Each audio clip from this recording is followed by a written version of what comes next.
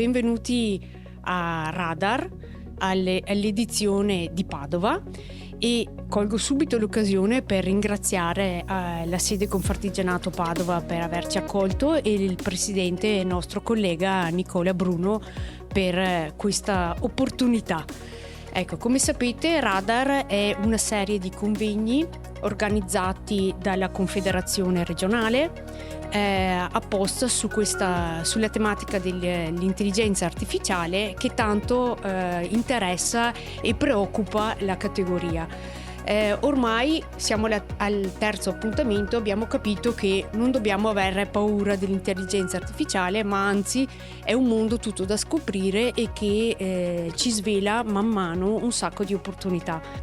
Voglio ringraziare Luca Pianigiani, nostro coordinatore di progetto, nonché relatore, e Michela Di Stefano, e sono felice di ricordare a tutti voi qui presenti in sala, ma anche chi è connesso online, che grazie a questa collaborazione con Luca Pianigiani siamo riusciti a ottenere una convenzione per i nostri soci per abbonarsi a una rivista digitale proprio sull'intelligenza artificiale che si chiama iWay ed è curata da Jumper e Luca, appunto qui presente. È una rivista molto interessante che affronta svariati temi dell'argomento, e credetemi che io l'ho sfogliata e letta, almeno nei primi due numeri, ha un sacco di informazioni, spunti, stimoli sul tema che ritengo veramente molto utili e interessanti. Non rubo più tempo e lascio la parola al nostro Nicola. Grazie. Scusate. Sono Nicola Bruno, sono il presidente della categoria comunicazione di Padova e io vi ringrazio per essere qui a Padova, quindi benvenuti a Padova. Oggi è una giornata, come vedete, bellissima, quindi grazie per il sole che avete portato. E vi ringrazio davvero perché è un momento bello. Io ho vissuto già qualche momento, insomma, le altre iniziative precedenti a questa. Secondo me il livello è molto alto, quindi sono contento che ci siate, quindi davvero grazie mille per essere qui. Ringrazio davvero tutti i territori, tra l'altro appunto provinciali, perché questo è un evento fortemente voluto a livello regionale ed è forse la prima volta, almeno io sono qui da poco, quindi per me è la prima volta in cui realmente si è lavorato in maniera di concerto per ottenere qualcosa di un livello appunto di cui sentivamo il bisogno, di cui c'è davvero bisogno su tutti i territori. Quindi io mi taccio, vi lascio davvero le cose importanti, quindi grazie a tutti, grazie davvero per la presenza, grazie Luca e buona giornata, buon divertimento. Grazie. Allora, è un evento diviso in 4 tappe, siamo alla terza tappa e la cosa interessante è che si voleva parlare di cose diverse facendo capire che fanno tutte parte però dello stesso argomento. E quando abbiamo iniziato a parlarne qualche mese fa, c'era il sentore che ci fossero delle cose che erano in hype, come si suol dire, che stavano crescendo molto forti, e delle cose che sembravano scendere. Diciamo che l'essere umano è bizzarro, si entusiasma per certe cose e poi le fa sostituire da qualcos'altro. Quello che volevamo spiegare in questi 4 incontri volutamente insieme, quindi il primo che è stato a maggio, poi a luglio, questo è il terzo, l'ultimo sarà il 26, il 16 novembre, era invece di spiegare che tutti questi elementi, quelli che sono in grande discussione e quelli di cui si sono dimenticati tutti, in realtà fanno parte di un ecosistema, di un mondo che in realtà tornerà, anzi, tendenzialmente sono tanti anni che mi occupo di cose tecnologiche e tendo a dire che le cose e le rivoluzioni accadono quando non ne parla più nessuno. E quindi dobbiamo stare attenti perché se noi seguiamo l'onda della novità rischiamo di sentirci anche un po' spaesati, perché una volta che quello che sembra entusiasmante poi perde di efficacia comunicativa, sembra che poi allora non serva a niente. Vi faccio degli esempi chiari. Noi abbiamo avuto nel 2021 l'enfasi del metaverso e nessuno più sta parlando del metaverso. Abbiamo avuto l'esplosione anche speculativa degli NFT, della blockchain, di tutti questi mondi, e poi non ne sta parlando più nessuno, se non quelli che, poco fiduciosi di queste innovazioni, hanno dichiarato, ve l'avevo detto che non era niente. Allora, il problema è che i progetti fatti sulla blockchain crescono e le aziende sono molto interessate a questi. Il progetto degli NFT, per fortuna, si è perso il lato speculativo, ma gli NFT non sono delle immaginette di simpatiche scimmiette con il cappellino che valevano miliardi e che adesso non valgono più, perché quella cosa non era vera. Ma gli NFT sono dei contratti che possono unire un mondo reale, un mondo virtuale, delle esigenze di un'economia che in realtà sono importanti. L'intelligenza artificiale ovviamente è nell'hype ed è ormai trasversale, è come dire 20 anni fa il digitale o 30 anni fa il web, sono cose che non sono più degli argomenti, sono dei collanti e quindi ovviamente questa cosa è importante.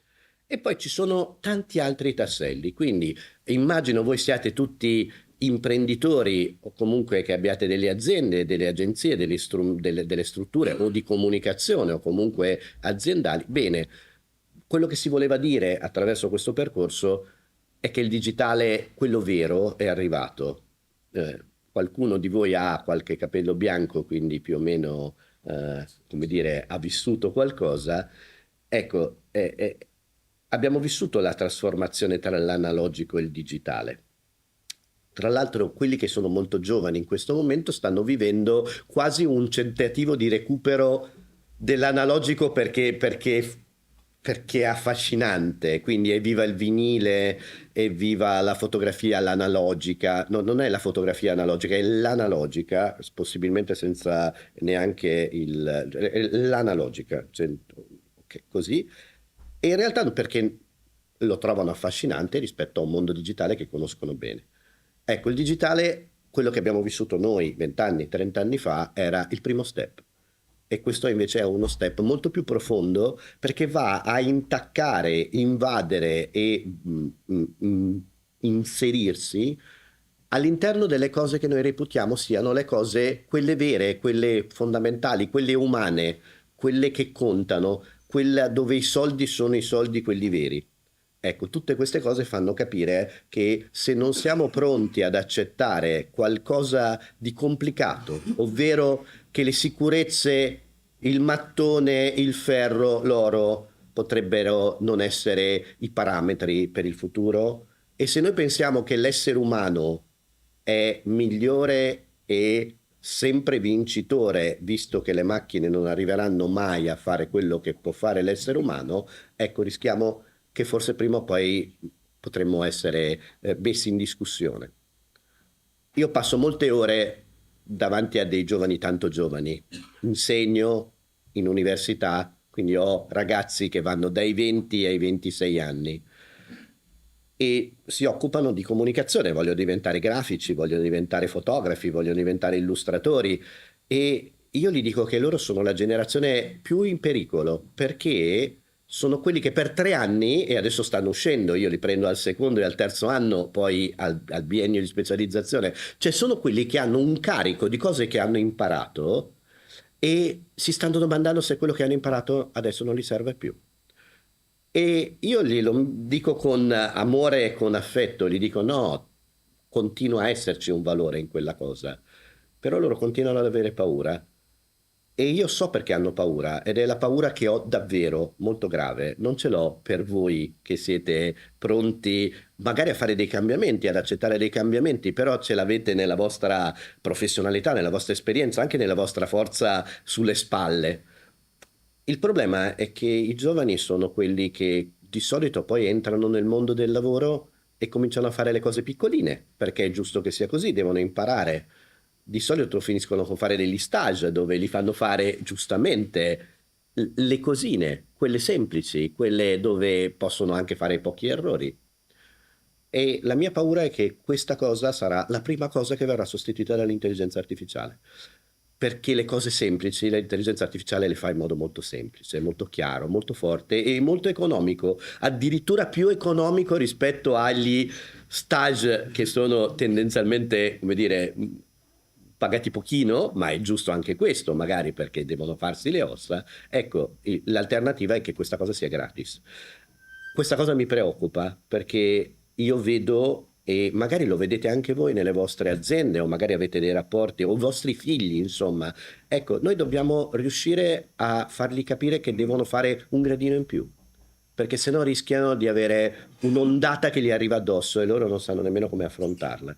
E questo vuol dire cambiare la scuola, e questo vuol dire cambiare le aziende, e questo vuol dire aprire a una crescita di tutto. E questo è un lavoro difficile da fare. Se non siamo coscienti di questo, rischiamo di avere una generazione di giovani che avranno dei problemi e poi una generazione economica che avrà dei problemi, perché loro sono quelli che arrivano, ma poi prenderanno il nostro posto o comunque si integreranno a noi. Ecco, questa era una premessa importante.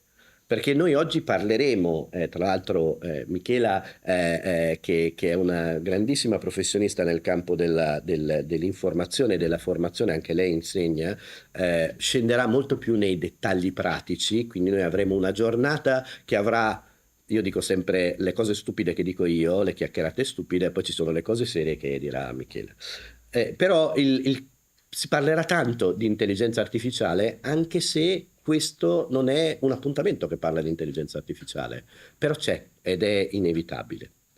E allora parto dall'idea che questo evento in teoria doveva, e ne abbiamo discusso quando l'abbiamo creato, in teoria questa era la tappa dove si parlava di metaverso. E giustamente qualcuno mi ha detto, ma chi è che viene a parlare di metaverso? E allora siamo stati, secondo me, un pochino, come dire, visionari o furbi, e abbiamo cercato di raccontare che il metaverso continua a esserci, però non è quello che per di più è stato raccontato da un signore che rappresenta un'azienda molto grande, così grande che quando parla le persone pensano che il mondo e il futuro sia quello che ci sta mostrando.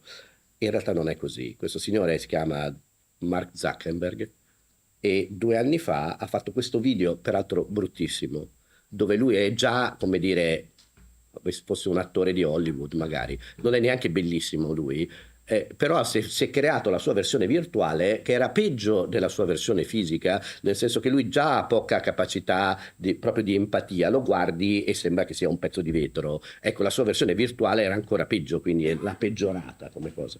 Ecco, e ha detto delle cose, peccato che tutti hanno creduto a quello che stava dicendo lui, e quando è stato evidente che quello che diceva lui era qualcosa che doveva dire per sviare l'attenzione su altre cose molto più gravi, molto più importanti, hanno detto allora è una bugia, non è vero, non è vero.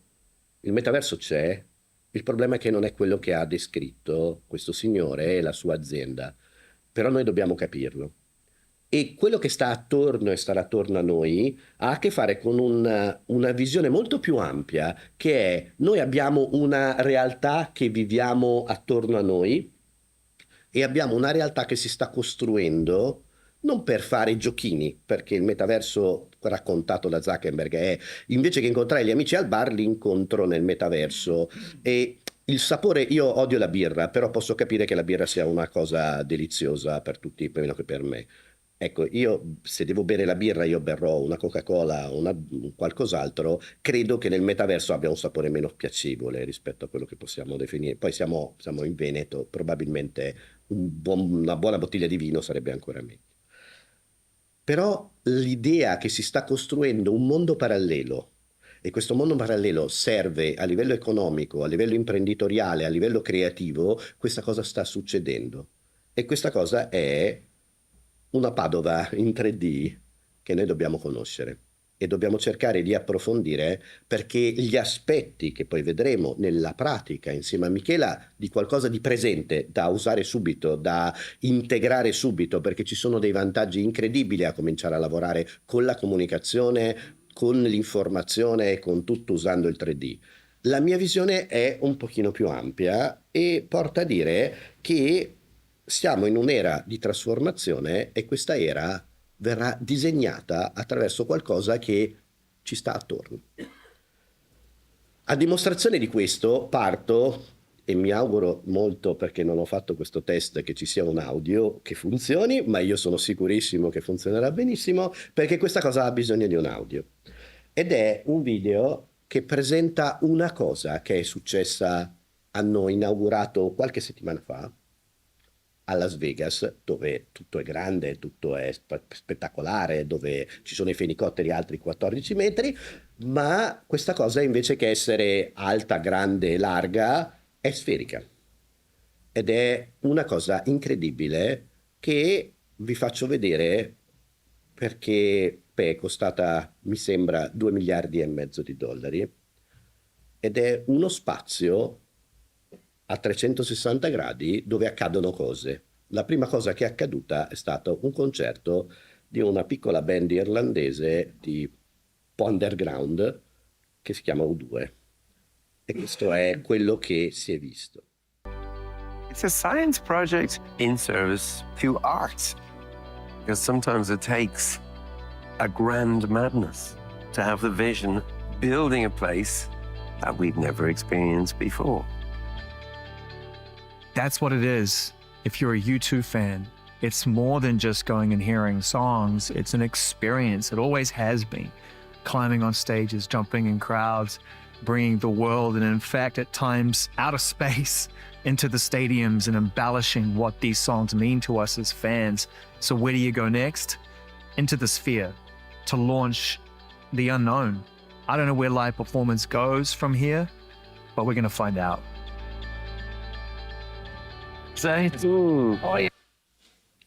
Una sfera che comunica verso dentro e verso fuori a 360 gradi e vi posso assicurare che è, come dire, nella mia wish list perché ci devo essere, ma tutte le persone che ci saranno state avranno capito che da quel momento in poi qualunque altra cosa sarebbe una cosina rispetto a quella. E noi ci dobbiamo allenare a questo tipo di visione, cioè le persone condividono facilmente queste esperienze e quindi una volta che si alza il livello, poi quel livello è alzato. Cioè quando qualcuno arriva con una bandierina a dire ciao e ha una bandierina, quella roba lì è gigantesca. Tanto per dare un'idea però del ritorno di un oggetto del genere è se io voglio mettere la mia pubblicità costa, mi sembra, $500.000 per metterci un logo. Quindi il concetto è che poi da qualche parte li recupereranno questi soldi.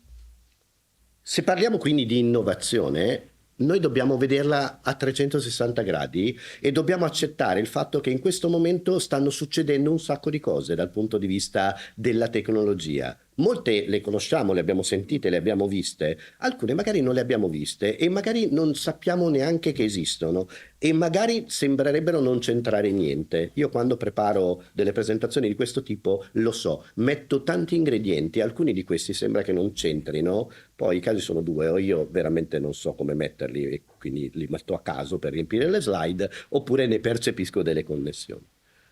Sta cambiando tutto, sta cambiando il rapporto tra uomo, essere umano e macchina, su come la creatività può essere sviluppata, su come i tools con cui si producono la creatività, la comunicazione, il business, eccetera, cambiano. E quindi vi faccio un esempio. È un esempio che non c'entra col 3D, ma c'entra con l'animazione.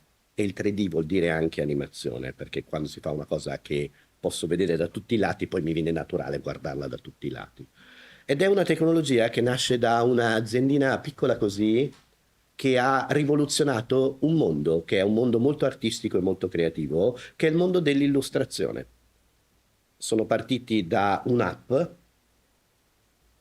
e hanno creato un motivo che ha fatto capire al mondo perché è nato l'iPad, per esempio, perché ci sono molte persone che ancora si domandano perché è troppo piccolo per essere grande, è troppo grande per essere piccolo, quelle cose che sembrano non servire a niente. Ecco, uno dei motivi, quando qualcuno mi chiede perché esiste l'iPad, io gli dico Perché c'è Procreate, e Procreate è un'applicazione fantastica che ha fatto innamorare del digitale le persone che sono di solito abituate alla carta, alle matite, agli acquerelli e che odiano il digitale.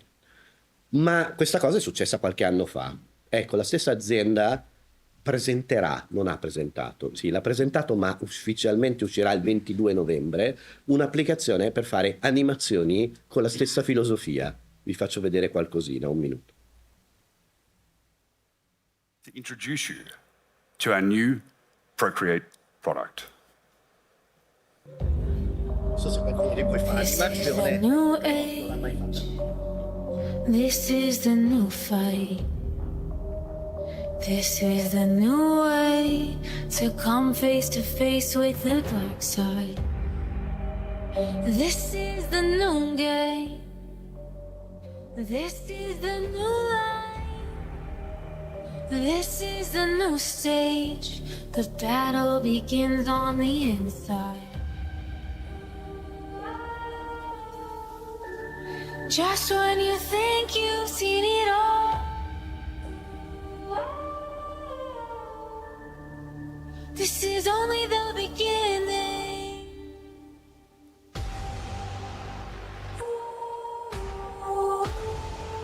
This is only the beginning.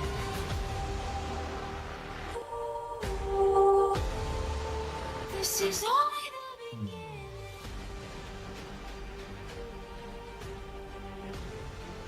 We keep fighting.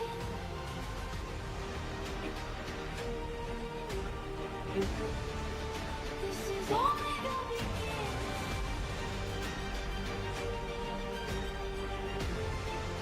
We keep fighting to the end.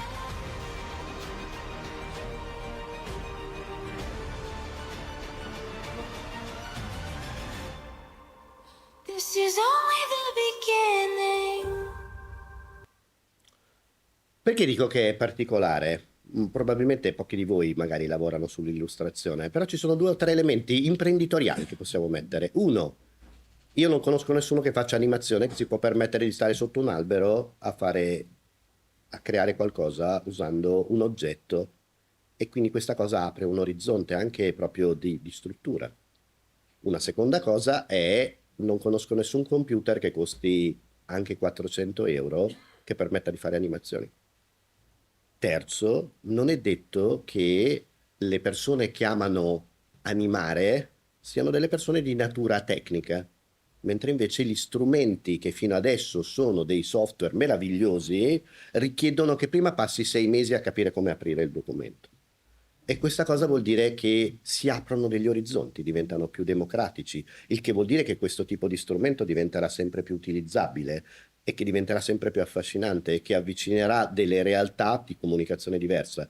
Quindi non c'entra col 3D, però c'entra col fatto che i software, io ne sono convinto perché sono quello che non è capace di concentrarsi sulla parte puramente tecnica, del tipo suonavo la chitarra e non il pianoforte, perché se ti metti a strimpellare col pianoforte fai delle stupidaggini fino a quando non impari a suonarlo. Ecco, io sono uno di quelli che non usa il codice, ho grande rispetto per quelli che conoscono il codice, però non riesco a parlare quella lingua. Io ho bisogno di dire a una macchina, per favore fammelo un pochino più sfumato, e un tecnico mi chiede qual è il codice da usare. Quindi quello che voglio dirvi è c'è un allargamento e una semplificazione, e l'intelligenza artificiale è uno strumento che farà molto più semplicemente delle cose che magari oggi solo delle persone estremamente tecniche possono fare. Io la vedo come allora i tecnici non servono più, no, serviranno per le cose ancora più complesse, però si aprirà un orizzonte di cose meravigliose che potranno fare in tante persone. E allora proviamo a cercare di capire se è vero che questo 3D è una strada infinita, ve lo assicuro, è una strada infinita. Dobbiamo capire che forse dobbiamo cominciare, e qualcuno lo sta già facendo, a disegnare il mondo che conosciamo ricostruendolo in 3D. E allora ci sono delle tecnologie, proprio degli strumenti. Alcuni di questi strumenti incredibilmente li abbiamo in tasca tutti noi. Però magari non abbiamo pensato che questi strumenti potessero essere l'avamposto per lavorare sul 3D, perché magari non è il nostro mestiere. tutti gli iPhone dagli ultimi 4-5 anni, e cominciano a esserci anche dei telefoni Android, hanno una fotocamerina che non ci serve per fare i selfies e che si chiama LiDAR, ed è una fotocamera che riprende gli spazi, che capisce gli spazi, che interpreta le distanze. Che cosa ce ne facciamo di quella roba lì? Perché magari nemmeno sappiamo che esiste. Esiste per riuscire a vedere quello che non vede una telecamera, una videocamera, una macchina fotografica, ma riesce a capire dove sono gli oggetti, in che posizione sono e come poter ricostruire una scena che si basa su questo. Ci sono delle applicazioni che fanno questo, anche molto semplici, si possono scaricare gratuitamente, che fanno già delle cose pazzesche, pazzesche. Cioè, io mi giro, faccio questa scena e lui mi ricostruisce in 3D questa nostra realtà. È incredibile quello che può fare. La domanda da porsi è: la posso usare in modo professionale, qualitativo? Per qualcosa forse sì, però poi lasciamo la parola agli scienziati che dicono sni, mica tanto, perché per certe cose vanno bene, ma se voi guardate degli ambienti molto larghi questa cosa può funzionare, se guardiamo dei dettagli piccoli non riesce a ricostruirlo correttamente. E poi la qualità non è altissima, quindi... Però ancora una volta, quando noi vediamo qualcosa che non è abbastanza, secondo me è il momento in cui dobbiamo capire qual è lo step successivo invece che bocciarla, perché poi cose crescono velocemente, attenzione. Cioè, 6 mesi fa si diceva che con l'intelligenza artificiale non si potevano fare gli occhi giù dritti e che le mani venivano con 7 dita. Vero? Poi hanno fatto un aggiornamento di 4 ore e l'hanno fatto, e dopo 4 ore le cose funzionavano. Quindi non rimaniamo legati a questo. Esiste un'altra tecnologia, questa è incredibile, di cui non so se qualcuno di voi ha sentito parlare. E ha un nome da nerd, ma non è nerd, è NERF. E lavora sui campi di radianza. È una roba complicata. Se volete vi posso descrivere che è una tecnologia che ricostruisce delle scene usando una serie di parametri, una serie di complessità, che però credo che se nessuno di voi è laureato in ingegneria probabilmente sarebbe aria fritta, e io non sono un ingegnere, quindi direi delle cose in modo scorretto. Però magari qualche anno fa, un paio d'anni fa, magari qualcuno di voi ha visto questa cosa, questa signora con volutamente una Polaroid, perché era l'idea del prendo l'oggetto che storicamente ha trasformato l'immagine in qualcosa da fruire subito, e questa signora è stata fotografata 4 volte. Poteva sorridere, però 4 foto, 2D normali, 1, 2, 3, 4 foto. E questa cosa ha ricostruito questa scena. 4 foto. È perfetta? No.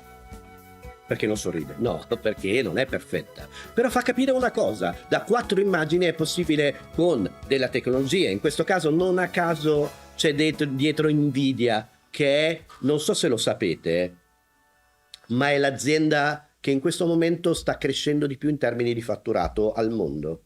Ha superato nelle quotazioni addirittura dei grandi giganti. Perché? Perché è un'azienda che si occupa di fare schede video. Chissà cosa servono le schede video. Ok, le schede video, qualche anno fa il responsabile di questa azienda ha detto: secondo me potremmo fare qualcosa che prima o poi potrebbe utilizzare l'intelligenza artificiale. E quindi hanno investito qualche anno fa per fare le migliori schede per fare il processamento di dati che serviva all'intelligenza artificiale. Non so se sono riusciti tipo del 900%, una roba così. Quindi il concetto è che ovviamente questa è una cosa collegata, parallela, non esattamente identica, però chiaramente una volta che hai una scheda grafica che fa delle cose la potevano utilizzare. Quindi, come vi ho detto, la tecnologia NERF è difficile da spiegare, da raccontare, servirebbero ore per poterlo fare. A dimostrazione di questo, se volete, ve lo spiego tecnicamente, ok? Se volete posso scendere un pochino più nel dettaglio, e questi sono l'abstract che spiega come funziona, però io credo che questa cosa vi annoierà subito. E allora passo all'arma B, che è quella facile. posso usare questa tecnologia incredibile per fare oggi delle cose incredibili? Sì. Per esempio c'è un'applicazione che si chiama Luma, che usa l'intelligenza artificiale, che si scarica da iPhone, non esiste al momento per Android, ma non rimaniate tristi se siete utenti Android, perché in realtà potete fare i contenuti, praticamente fa delle riprese video, queste riprese video vengono poi mangiate dall'applicazione. Potete fare le cose col vostro Samsung o il vostro Oppo, quello che volete, e poi prendere questi contenuti e metterli online e quindi ottenere esattamente la stessa cosa che si potrebbe ottenere attraverso, semplicemente con uno step 2 come cosa. Quindi si caricano e si ottengono dei risultati. Io non vi ho fatto vedere le cose che si possono ottenere con la tecnologia LiDAR, che è molto interessante, finalizzata alla realtà aumentata, alla realtà virtuale, per creare mondi virtuali, ma non per creare delle cose estremamente fotorealistiche. Serve per mappare il mondo, ma non serve per vederlo. La differenza è che invece la tecnologia NERF lo fa. Vi faccio vedere un paio di esempi. Statua. Tutte queste cose sono riprese video che prendono tanti aspetti, non 2000, attenzione. Giro attorno a un soggetto, poi lo giro guardandolo dall'alto, poi lo giro guardandolo dal basso. L'effetto che io ottengo, con qualche errore di cose, eccetera, però fornisce una qualità incredibile dal punto di vista qualitativo. È un'immagine 3D questa, però è un'immagine 3D dove nessuno l'ha disegnata, semplicemente è stata fotografata. Però lo so, questa statua non vi fa emozionare. Io ho una persona che mi emoziona sempre, è questa ragazza che è diventata famosissima, è una content creator che ormai tutti inseguono, prima o poi per Radar dovremmo chiamarla, però credo potrebbe essere, il biglietto aereo potrebbe essere costoso. Però lei è incredibile perché gioca a fare la ragazza, magari c'ha anche 40 anni, però c'ha la faccia di una ragazzetta che ce ne ha 15 e fa delle cose divertendosi un mondo e uno la guarda e dice ma come fa a farlo? Lei tra l'altro fa i video dove li spiega e uno la guarda dicendo anche se me lo spieghi non riuscirò mai a farlo. Cioè lei è un piccolo genio. Però ha usato, per esempio, ha fatto un sacco di cose e per esempio in questo video che sembra che voi la guardate e dite vabbè, ma se ce la può fare sta ragazzetta, figurati se non ce la posso fare. Lei però è una ragazzetta tipo super donna come concetto e lo fa in modo semplice. Ha preso una ragazza e ha detto posso simulare la vista di un drone? Possiamo prendere un drone oppure possiamo fare questa cosa.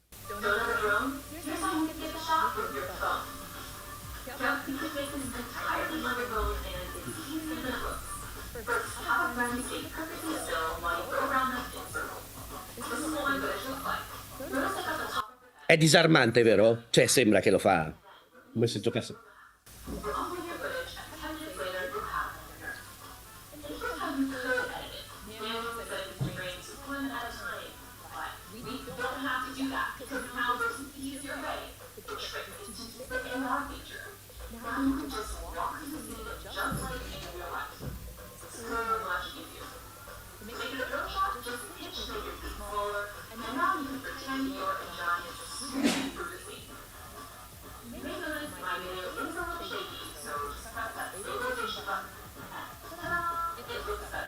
C'è pure Tada, capite?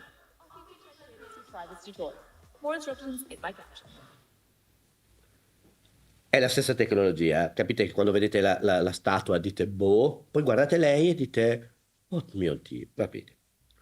Però magari poi queste cose le vediamo come piccoli esempi, giochini, poi magari lo prendono in mano delle persone che sono invece degli artisti e usano questa tecnologia per creare un nuovo linguaggio, per esempio per fare un film. E allora questa cosa ci fa capire che la tecnologia diventa una cosa affascinante se in mano alle persone affascinanti, perché la tecnologia non è niente. Ve lo dimostro quando vi ho fatto vedere quel documento PDF, ci sono tutti i link poi con le slide. Se voi lo leggete da gente scientifica, vi tirate oddio. Poi c'è qualcuno che prende quella roba e la impacchetta come un'app e di colpo diventa usabile da tutti. E allora la usano tutti male. e poi c'è qualcuno che la usa bene. Capite che il differenziale è sempre l'essere umano? Perché la tecnologia diventa più semplice. Le persone che investono tanto tempo per apprendere una cosa, e se poi questa cosa diventa che faccio clic e lo faccio, è chiaro che io magari quel tempo potevo investirlo per culturalmente fare delle belle cose, no? Vi faccio vedere magari qualche secondo di questa cosa, perché chi mi conosce, mi ha seguito, lo sa la storia, che io arrivo e ho 100 slide, perché la notte prima mi preoccupo del non c'ho niente da dire e poi sforo di 14 ore, perché sono adesso alla slide 20 di 99 e vedo i minuti. Faccio vedere qualche secondo, poi ci sono i link. Però questo è un film girato esattamente con la stessa tecnologia, che fa capire che magari con un'interpretazione artistica ci toglie un certo tipo di approccio a come fare i film e ci genera qualcos'altro. Poi non so se questo è bello o brutto, di sicuro è interessante. Io non ho mai visto usare questa tecnologia che è tecnica o divertente per fare qualcosa di creativo artistico. Quindi magari possiamo cominciare a pensare che possiamo immaginare un modo di creare film corti, spot pubblicitari, in modo diverso. E queste cose diciamo che o abbiamo un drone e una gente che lo sa usare bene, oppure non possiamo farle delle cose di questo tipo. C'è il link, poi vi faccio guardare. Poi c'è il 3D che si collega all'intelligenza artificiale, quindi vedete che arriva, si posiziona. E allora ci fa capire quella cosa e magari creiamo un collegamento del perché vi ho fatto vedere quell'app per fare illustrazioni con l'iPad, animazioni con l'iPad. Perché chiunque di voi abbia un po' di esperienza nel settore del 3D sa che aprire un software di 3D, a parte quando lo aprirà Michela vi renderà facile la vita, però è inserita dentro il software, capite? Cioè dovete prendere prima Michela e poi il software, quindi se c'è il software senza Michela diventa un problema. Aprite il software e lo chiudete, perché dite oddio, ci sono quelle 3 freccettine, no? Che vi portano, cioè se qualcuno li sa usare bene, bravo, capisce. Io continuo, sono davvero, io lo so, in questo caso voi accettate il fatto che state perdendo del vostro tempo davanti a un idiota, ma io vedo quelle 3 frecce, una verde, una blu e una rossa, e continuo, ma da tanti anni che cerco di capire, e sono ancora lì a cercare di capire cosa fa quella rossa e cosa fa quella blu e cosa fa quella verde, e ho capito che non la posso fare io non sono capace di fare quella roba lì. Però magari l'intelligenza artificiale mi permette di superare quel livello e cominciare a dire, sai che volei una sfera divertente che salta, che fa qualcosa di... Perché quella cosa invece io la so fare, lo so pensare. Sono un idiota che però sogna benissimo. Poi quella cosa tecnica non sono capace di farlo sugli software estremamente tecnici. E allora magari... Probabilmente molti di voi hanno sentito parlare di Stability, che è una delle tecnologie per l'intelligenza artificiale. Beh, hanno fatto un collegamento, un plugin, una estensione, un'integrazione con il software più famoso open source per fare 3D, che si chiama Blender. E allora magari posso fare delle cose unendo quello che può fare un po' l'intelligenza artificiale e quello che può fare il 3D, li metto insieme e magari supero un po' di livelli.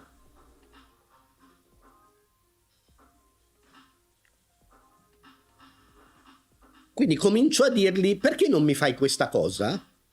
Capite che dire a una macchina perché non mi fai questa cosa è diverso rispetto a sapere qual è il comando nel menu 14 che ha quel sottomenu? Perché li fanno così difficili? Cioè, è tremendo, ok? Quindi è comunque interessante. Poi magari le cose che si possono fare adesso non sono tante, non sono tutte, però fa capire che io voglio un'interfaccia con cui io parlo. E gli dico, Ciccio, mi fai questa roba? Perché il software deve impormi di usare la sua di lingua quando posso usare la mia? La mia funziona meglio, non la mia, la mia di essere umano funziona meglio. Allora, dal momento in cui le macchine cominceranno a capire quello che l'essere umano chiede, e allora sì che sarà divertente. Vi faccio vedere altre tecnologie che hanno a che fare con una cosa che viene usata da tantissime tecnologie, che sono le mappe di profondità. E voi dite, chissà cosa sono le mappe di profondità, però ve le faccio vedere nella pratica invece che vederlo solo nella teoria. C'è un'app che io adoro, cioè non è un'app, è un software che online, ci si può entrare gratuitamente, usa l'intelligenza artificiale. Che cosa fa? Prende un'immagine che sta ferma, immagine fissa e la trasforma in un'immagine che ha dei movimenti. Si chiama Leiapix, potete entrarci, c'è il link, si può entrarci, farlo e scoprire qualcosa. Però per capirci, fa questa cosa. Questa è un'immagine generata con un'intelligenza artificiale, ma potrebbe essere qualunque cosa, e io la sto muovendo come se fosse parzialmente un'immagine 3D. Come lo faccio? Con dei tastini che mi dicono come vuoi il movimento orizzontale, verticale, circolare. Capito che anch'io ci posso arrivare, quindi non dico voi perché voi siete meglio di me, io ci posso arrivare. E la cosa interessante allora è che magari si può poi sia comandare con questi comandi semplici, sia lavorare proprio con questa mappatura che adesso vi faccio vedere che cos'è, e che vi permette di andare per esempio a selezionare che certe zone si devono muovere, certe zone non si devono muovere, e allora è come avere dei layer su un'immagine che non ha dei layer e decidere cosa si muove e cosa non si muove. E allora fa capire che c'è un mondo nuovo per creare dei volumi, delle dimensioni e dei movimenti. Perché vi assicuro, questa cosa è entusiasmante da fare. Magari fa delle cose piccole, però provate a mettere su Instagram un'immagine che fa questo movimento rispetto a un'immagine fissa e vi accorgete che di colpo ci saranno più like. Quindi il concetto è una banalità, ma questa cosa è una cosa interessante. E allora vi faccio vedere, prima vi ho fatto vedere quella stupidissima immaginetta di Padova in versione intelligenza artificiale fatta in 3D con la carta, e l'abbiamo messa su questo software e abbiamo ottenuto questa cosa qui. In 2 secondi, Cioè, è un giochino, però dietro qui c'è questo strumento, ci sono questi livelli, ci si può lavorare, e se riusciamo a trovare un ritmo del movimento interessante e una forma e delle immagini che sono accattivanti, questa cosa diventa affascinante. La stesso tipo di tecnologia magari la possiamo applicare, perché una volta che c'è l'ingrediente lo possiamo applicare dove vogliamo. Per esempio in questo caso è stato applicato ad After Effects, quindi magari uno usa degli strumenti invece di tipo più standard, sarebbe brutto da dirci, più tradizionali, però magari può usare lo stesso tipo di tecnologia e quindi creare delle immagini in parallasse, delle immagini dove si integrano degli elementi all'interno degli altri, eccetera. Tutto questo sono delle cose che tecnicamente erano molto difficili e che adesso diventano molto semplici. Oppure, lo vedremo più avanti, che il 3D si basa per esempio su delle texture. Io posso avere i software per generare le texture, però magari posso usare un'intelligenza artificiale. In questo caso si parla di Runway, che è una delle grandi intelligenze artificiali per creare animazioni e video. Forse qualcuno di voi avrà visto uno spot, alcuni spot che hanno usato questo tipo di tecnologia. Molti di questi hanno usato Runway come tecnologia. È interessante, prende delle immagini, le anima e crea delle cose abbastanza interessanti. E allora magari però posso usare alcuni tool che sono un pochino meno conosciuti di Runway per usare dei prompt per dire: per favore mi fai una texture fatta così, quindi non me la vado a cercare, non vado a prendere un'immagine, non vado a importare qualcosa, glielo dico. E quindi questa cosa mi permette di creare qualcosa che poi io vado a esportare e importare all'interno di un programma di 3D, però magari ho ottenuto delle cose che mi possono essere interessanti. Oppure, e in questo caso ancora è Runway, altra funzione, posso dire: per favore con un prompt mi crei un'immagine 3D. Gli esempi sono bruttini, sono molto beta, però cominciano a darci un'idea generale di quello che si potrebbe fare. Mi è venuto in mente di usare l'unicorno, che però è un bicorno. Un unicorno. Questa cosa, per quanto ovviamente potrei trovare un modellino e metterlo da qualche parte, però questa cosa mi permette di generarlo in pochi secondi utilizzando l'intelligenza artificiale, che non crea un'immagine ma crea un modello renderizzato che mi permette di essere animato. Sempre partendo, questa è un pochino più stimolante. sempre partendo dall'intelligenza artificiale, magari possiamo cominciare a pensare che possiamo creare dei siti web usando l'intelligenza artificiale e delle animazioni create con l'intelligenza artificiale. Questa è una tecnologia che si chiama Dora, che permette di creare siti internet dicendogli fammi un sito internet.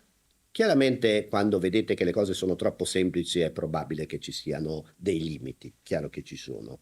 Cioè, non possiamo chiedere fammi le cose semplici, però io le posso pensare complicate, perché probabilmente più di tanto non possono fare. Però è interessante invece l'integrazione del 3D all'interno di un sito. Cosa me ne faccio del 3D all'interno di un sito? Vediamolo, c'è un piccolo video di presentazione.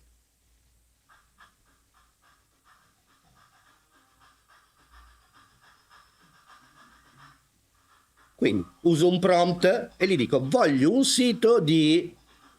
Va bene, lo faccio per Elon Musk e quindi visto che mi chiederà mi darà pochi soldi lo faccio così. Va bene, l'ha fatto. Bello, brutto che sia, poco interessa. Però adesso gli dico, ok, mi sostituisci questa immagine con un'immagine 3D? E cosa me ne faccio? È che io posso creare delle animazioni, per esempio allo scroll, dove il mio soggetto gli dico ok, fammi un'animazione scroll. Questa cosa o uno ha un po' di competenza tecnica in HTML o si crea qualche problema, Però la logica è mi fai questa animazione, me la pubblichi e io scrollo e l'astronave in 3D si sposta. È chiaro che questa è una demo, è chiaro che non è detto che mi funzioni, eccetera, però fa capire un pochino dove stiamo adesso e dove possiamo arrivare. È chiaro che tutto questo ci porta a dire, bah, ma magari un'occhiata io ce la do a questi strumenti. Devo bere un goccio d'acqua. Ma questo perché io sto continuando a guardare la borsa di qualcun altro? No, io continuo a non cercare, scusatemi, sono veramente un idiota. Però mi mettono vicino uno zaino grigio e io penso che sia il mio, no? Quindi va bene, ce la farò. C'è un altro settore, è un altro settore che probabilmente avete visto, magari, non so se a Padova hanno fatto delle installazioni del genere, nel mondo ne hanno fatte tante e sul web se ne vedono tante, che sono, non so se sapete che cosa vuol dire la sigla DOOH, che sembra quella di qualcuno che dice do, in verità è tutta quella comunicazione che è fatta da le affissioni esterne, quindi out of home sono le affissioni esterne, quindi tutto quello che è comunicazione esterna, la D davanti è digital. Quindi è un mezzo di comunicazione molto forte che negli ultimi paio di anni ha subito o è cresciuta grazie a una tecnologia che usa il 3D in modo molto particolare. Diciamo che tutto quello che abbiamo vissuto come voglio delle immagini 3D nello spazio, le abbiamo vissute con i famosi occhialini, con Avatar, che poi ci veniva il vomito perché non ce la facevamo a starci 2 ore, eccetera. Cioè tutta questa cosa doveva simulare l'effetto del 3D usando qualcosa che mi permettesse di vederlo quel 3D. A un certo punto abbiamo visto dei pannelli, dei monitor, delle cose dove le cose uscivano. Probabilmente le avete viste. Nel caso non le abbiate viste, eccone un po'.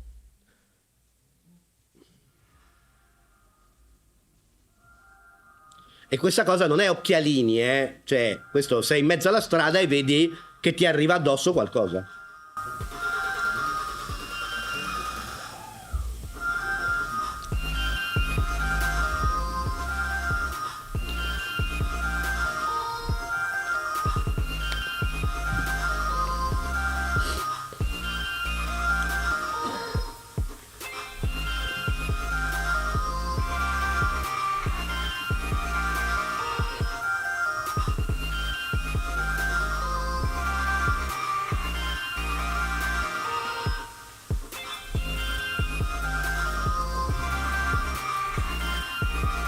Cioè voi state attraversando la strada e in quel momento andate contro un'auto perché è così, no?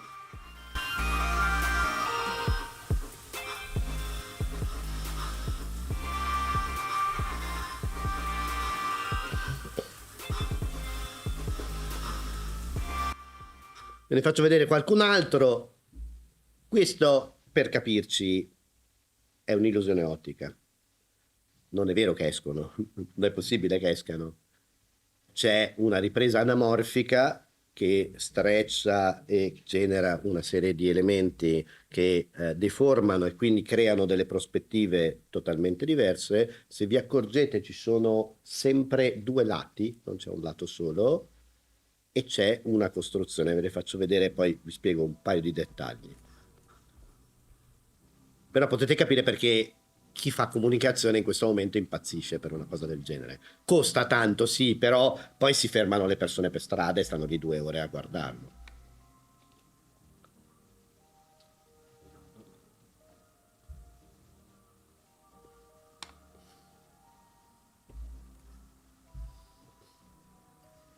Chiaramente le immagini di partenza sono fatte in 3D, quindi un altro elemento importante. Però non è sufficiente. Quindi c'è un lavoro di usare una tecnologia 3D però visibile ad occhio nudo. Il LED è tridimensionale perché appunto ha almeno 2 lati, poi può essere curvo, può essere a 90 gradi, e il gioco è creare delle prospettive e dei giochi che permettono, specialmente in una posizione, e questo è diciamo un po' il limite, se io lo vedo da un lato leggermente diverso non mi viene esattamente lo stesso effetto, però il concetto è che evidentemente l'installazione viene fatta dove, non so, arrivano tutti da Piazza del Duomo e più o meno la vedono quella cosa lì. Ve ne faccio vedere un'altra, però più o meno sono tutti simili.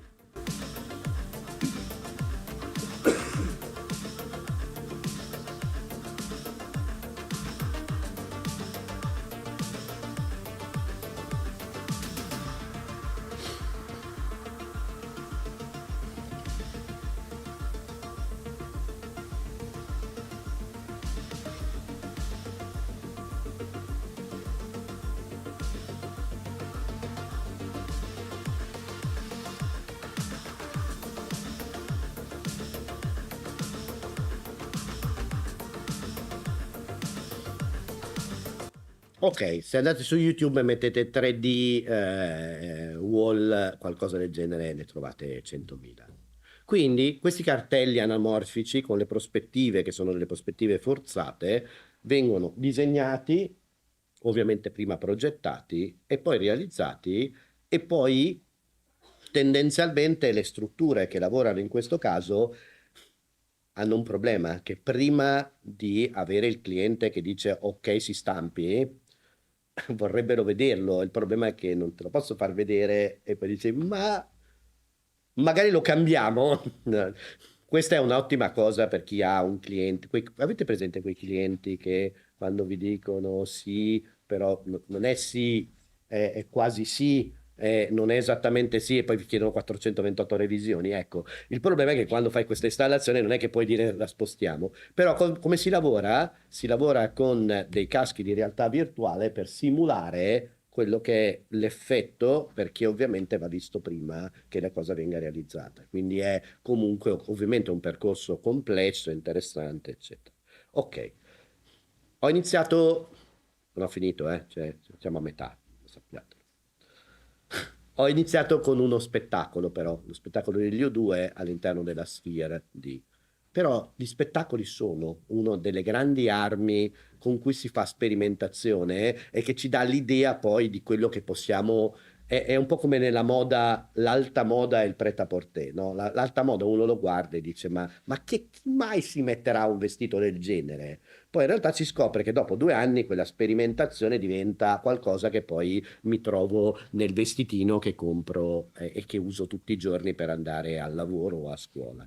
Ecco, i concerti io vi consiglierei, se volete sapere come funzionerà la comunicazione nei prossimi anni, andate a vedere i concerti, insomma, ovviamente un po' meno Gigi D'Alessio, un pochino più Bjork per capirci, però il concetto è che andatevelo a vedere. Perché sono dei palchi e sono dei palchi immersivi. Io ho una grande gioia, devo dire che il mio 2023 non è un grande anno, però c'è una cosa di cui sono strafelice, è che circa un mese fa è venuta a Milano quella che per me è una dea della musica, che io seguo da troppi anni, se no scoprite che ho più di 22 anni, che si chiama Björk. Lei è una islandese, una tappetta così, che nel frattempo credo abbia fatto 60 anni, e che però è una dea del come usare l'innovazione, la creatività, l'arte, la musica, insomma, è complicatina, quindi se avete un gusto un po' leggero per la musica, rischiate di considerarla odiosa, però vi assicuro che merita tutta l'attenzione del mondo. E lei ha fatto questo palco che era una cosa divina. Lei ha sempre lavorato moltissimo con tanti creativi e artisti, specialmente che lavorano in 3D e che fanno delle cose incredibili. Però questa scena, che comunque è poco comprensibile, adesso vi faccio vedere un piccolo video che lo mostra, aveva degli schermi fatti a striscioline che stavano davanti, con dei proiettori che proiettavano qualcosa davanti e poi qualcosa che proiettavano dietro, e lei stava lì in mezzo. Quindi era immersa dagli schermi, ma gli schermi erano morbidi, gli schermi erano avvolgenti, gli schermi non erano dei muri, erano delle pareti dove si passava.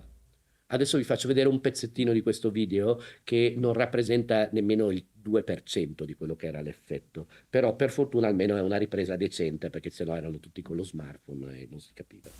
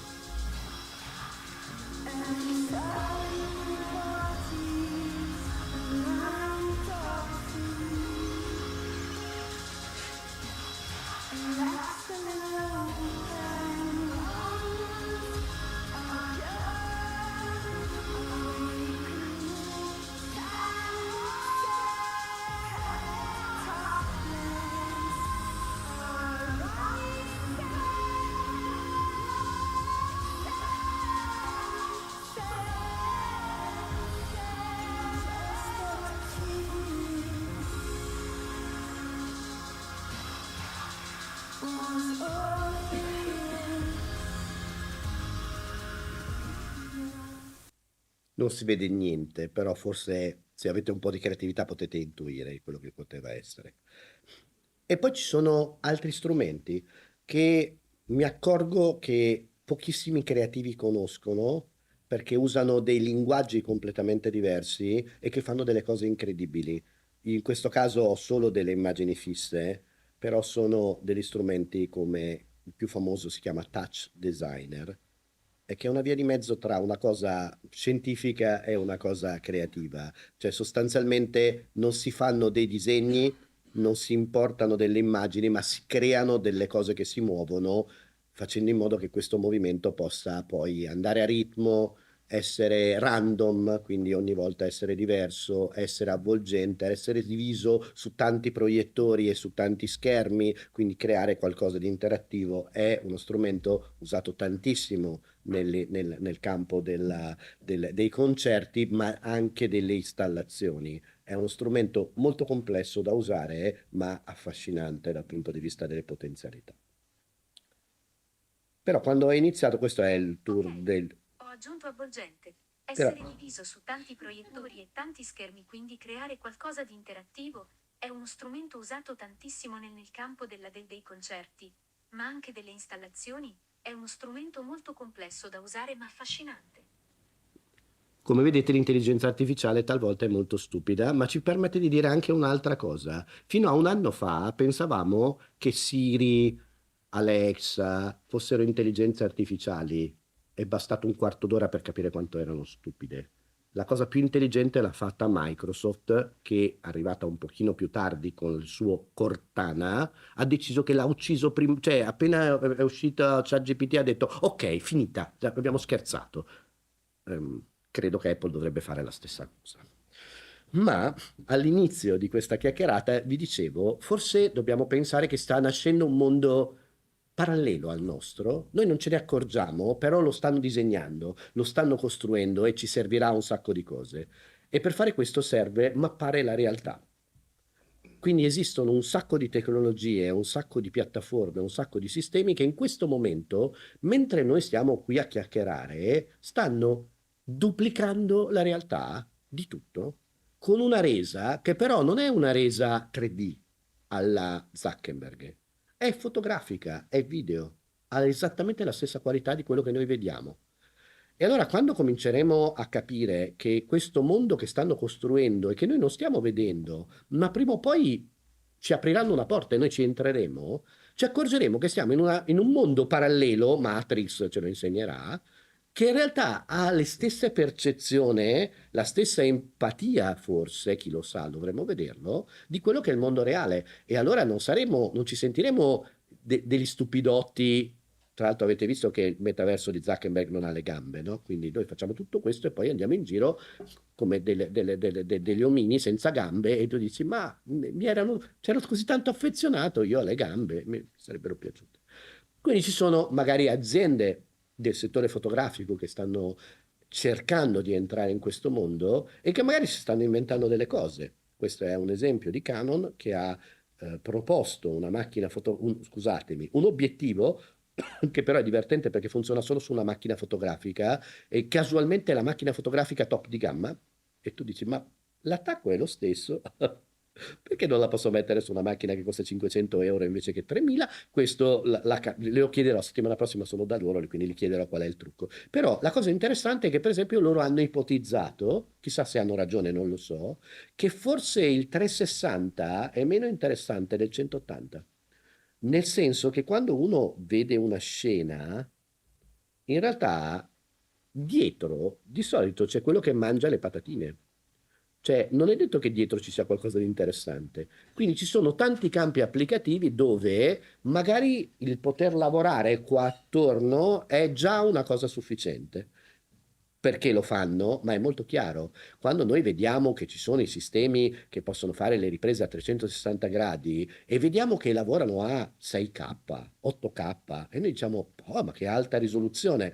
No, non ci siamo accorti che in realtà è un 6K che si divide in 4 o 6 scene, quindi in realtà la risoluzione è bassa.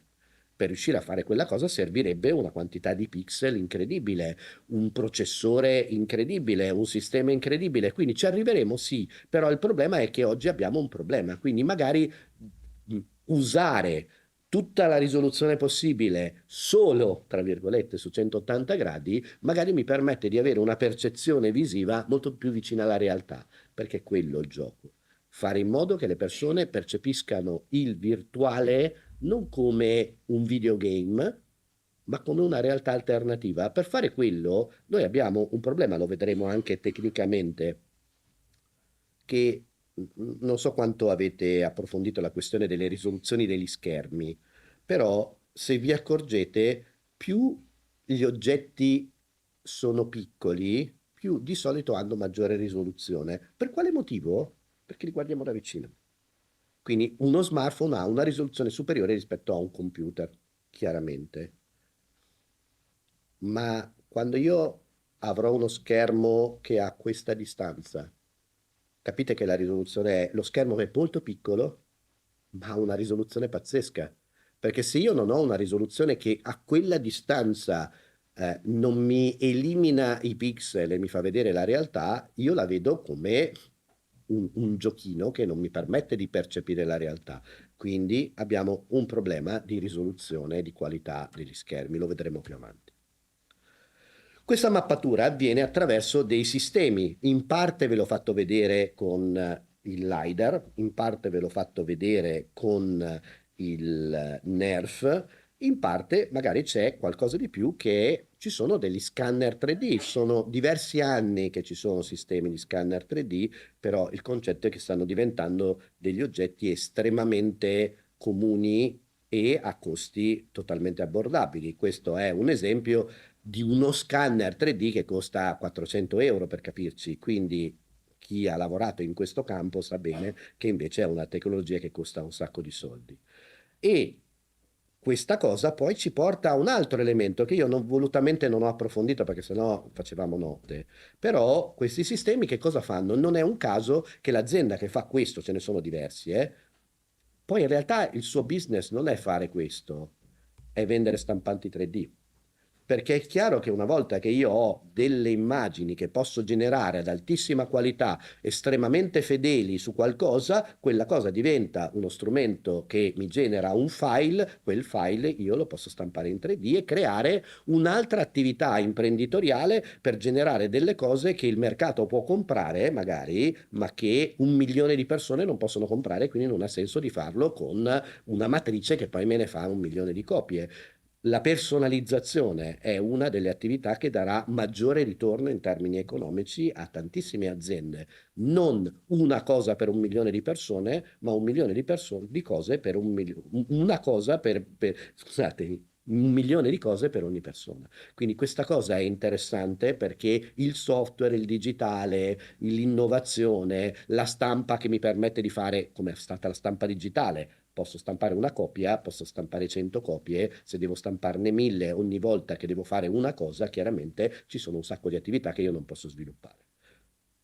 C'è un settore un pochino più angosciante, che c'è qualcos'altro che sta mappando il nostro spazio più intimo, eppure noi lo usiamo e credo che uscendo da qui ci saranno delle persone che torneranno a casa a dire toglietemi quella cosa da casa mia, che è Roomba. Roomba, per capire come andare nelle stanze, mappa le nostre stanze. E quei dati, in modo, come dire, anonimo, arrivano al signor Roomba. Quindi in realtà stanno mappando le case di tutti noi. Poi ci tolgono la polvere, i peli del gatto, quello che vogliamo, però il vero concetto è che stanno mappando la nostra vita.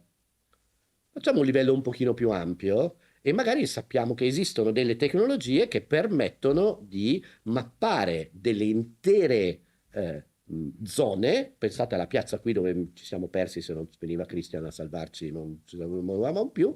Pensate a ricostruirla in 3D. Pensate a fotografarla e trasformarla in questa cosa.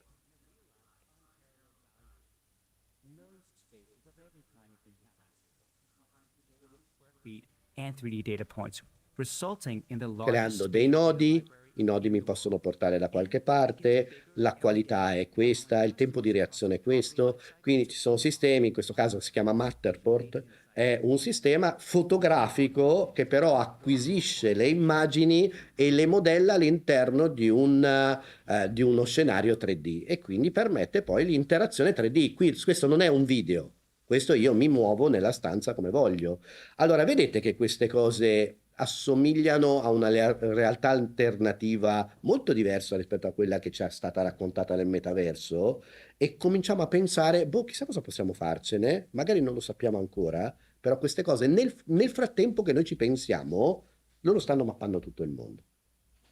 Un altro settore interessante è quello che sono i gemelli digitali. A cosa servono? A un sacco di cose. Serve, per esempio, avere dei gemelli digitali di qualunque cosa per riuscire a fare sperimentazione effettivamente. Pensate alla medicina, alla chirurgia, pensate ai prototipi degli oggetti, cioè io poter avere un oggetto che riproduce esattamente e fedelmente un oggetto fisico mi permette di fare una serie di cose estremamente interessanti dal punto di vista tecnologico. Quindi magari io ho uno strumento di questo tipo che mi permette di importare un oggetto 3D e poi di costruire delle cose o al contrario ottenere l'opposto. È chiaro che tutto questo poi ci porta a una situazione moderatamente di pericolo che è, così come può essere una vite, posso fare la versione digitale di qualcuno. I'm powered by state-of-the-art biomechanical simulation, and I'm running in real time in Unity. But enough about me. I have some even more Quella la amazing vediamo nello news to share with schermo. you today. C'è una bellissima tecnologia che ha sviluppato Intel che ci permette di capire se quello che abbiamo in un video è un essere umano o è una cosa generata dall'intelligenza artificiale. Perché questo problema ce l'avremo, cioè ce l'avremo sempre di più. Cioè, se noi siamo un po' distratti, magari quella ragazza lì diamo per scontato che possa essere nostra cugina dietro l'angolo. Poi se la guardiamo molto attentamente, magari ci accorgiamo che c'è qualcosa che non va. Però siamo agli inizi. Tra 2 anni cosa succede? Allora, Intel ha sviluppato una tecnologia molto interessante di analisi, chissà com'è la mette sui suoi processori più costosi, però il concetto è che dice, ok, analizza 30 fotogrammi al secondo, ogni scena dove c'è qualcuno che sta dicendo qualcosa, ne analizza il colore della pelle, che è influenzato, noi non lo sappiamo, noi non sappiamo un sacco di cose degli esseri umani. Una cosa che non sappiamo è che la nostra pelle come colore è influenzata dai vasi sanguigni che passano e non ce ne accorgiamo ovviamente. La macchina può accorgersene, quindi si accorge se gli passa sangue oppure no. E allora ci dirà, Ciccia, mi stai raccontando che ti sei innamorata di me, però non è vero, sei una macchina. Quindi questa cosa è interessante da capire, perché così come si staranno evolvendo le cose, si staranno anche evolvendo i sistemi di protezione. C'è qualcuno che sta dicendo che nella Silicon Valley ci sono almeno una decina di aziende che stanno lavorando a dei robot che hanno questi tipi di sembianze. E allora, finché lo vediamo su uno schermo è un conto, quando cominciamo a trovarcele addosso cominciamo a pensare che forse i film di fantascienza sono non così lontani. Poi qualcuno diceva, vabbè, ma dai, ma muoio prima. Non so che previsioni avete voi, però diciamo che la previsione della tecnologia dice il 32, il 35, inteso come 2000, ci dovrebbero essere. Quindi poi magari non ci saranno, attenzione, magari non funzioneranno, magari non saranno così riconoscibili, però quello che voglio dirvi è cominciamo a pensare che gli esseri umani cominciano a crearsi un problema, a cominciare a dimostrare di essere umani, perché magari in questo mondo non è poi così chiaro. Un'altra cosa che ci porta a pensare al mondo attorno a noi è che dobbiamo pensare che non solo ci sono le scene che noi possiamo riprodurre, c'è anche la grafica.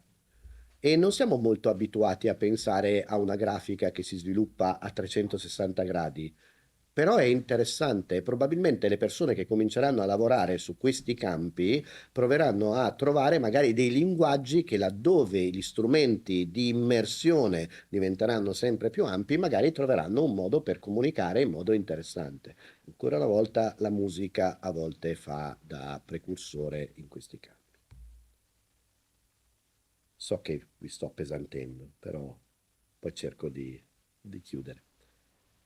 Ci sono altri 2 settori interessanti che stanno usando il 3D. Uno è il mondo dell'e-commerce e questa è una funzionalità che stanno implementando all'interno di Shopify. Shopify è la piattaforma di vendita di e-commerce più famosa al mondo, più utilizzata al mondo, eccetera, dove l'idea è generare dei contenuti che, partendo da un originale fotografato, permette di inserire all'interno del proprio sito un'immagine 3D su cui io posso velocemente creare una versione navigabile. Oppure, parlando di web, c'è tutto il mondo della realtà aumentata, che è interessante perché si sta separando dalle applicazioni specifiche. Abbiamo visto negli anni tante cose per fare le cose di realtà aumentata, però il problema è che bisogna scaricare un'app, poi bisogna condividere, poi bisogna fare quella roba lì, è così complesso da spiegare che ci si mette più tempo a dire vabbè, andiamo a bere una birra. Questa cosa invece, sia in ambito Apple sia in ambito Windows, ma specialmente Android, si sta integrando a livello di layer di sistema operativo. Che cosa voglio dire? Che io apro una fotocamera, che io apro un sito web e sono già nella condizione di poter vivere queste esperienze interattive. Questa è una tecnologia, ancora una volta ci sono tutti i link, che permettono, per esempio, con un QR code semplicissimo, di creare un'esperienza web, quindi serve solo un browser internet, per poter vedere delle cose che si muovono nella nostra realtà. Quindi non è è la nostra realtà e c'è un elemento di 3D che si muove attorno a noi.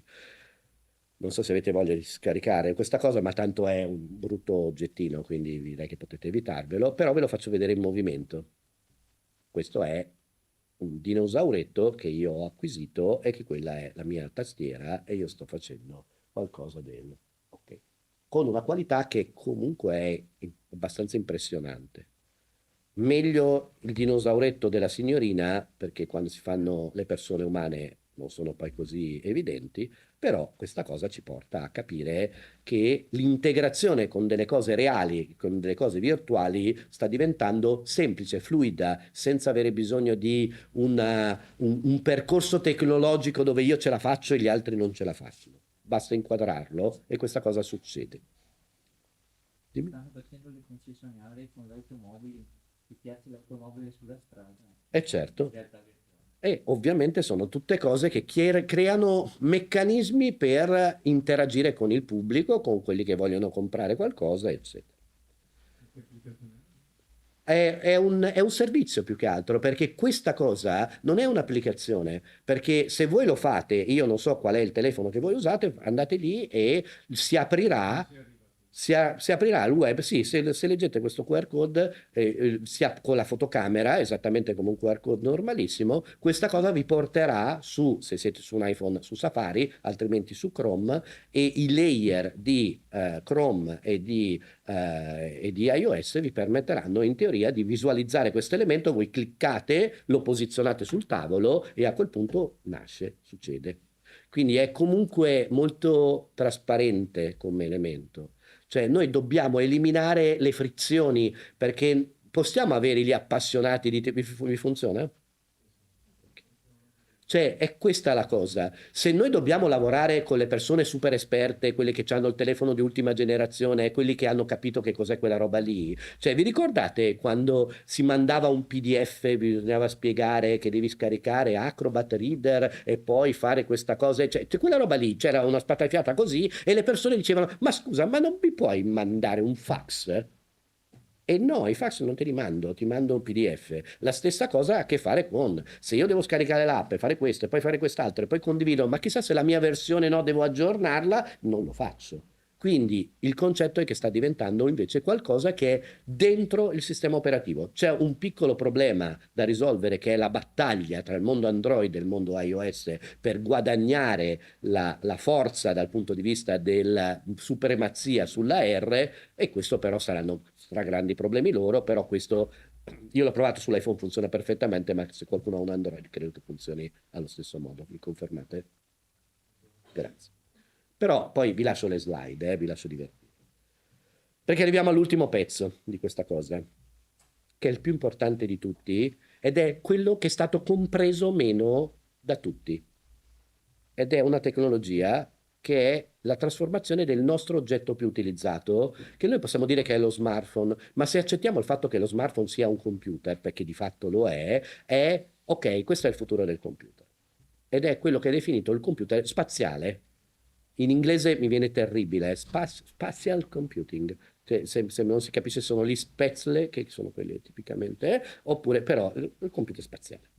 Ovviamente questa roba arriva da un oggetto che è stato presentato qualche mese fa e di cui tutti hanno cominciato a ridere, dicendo ma chi vuoi che? Chi vuoi che?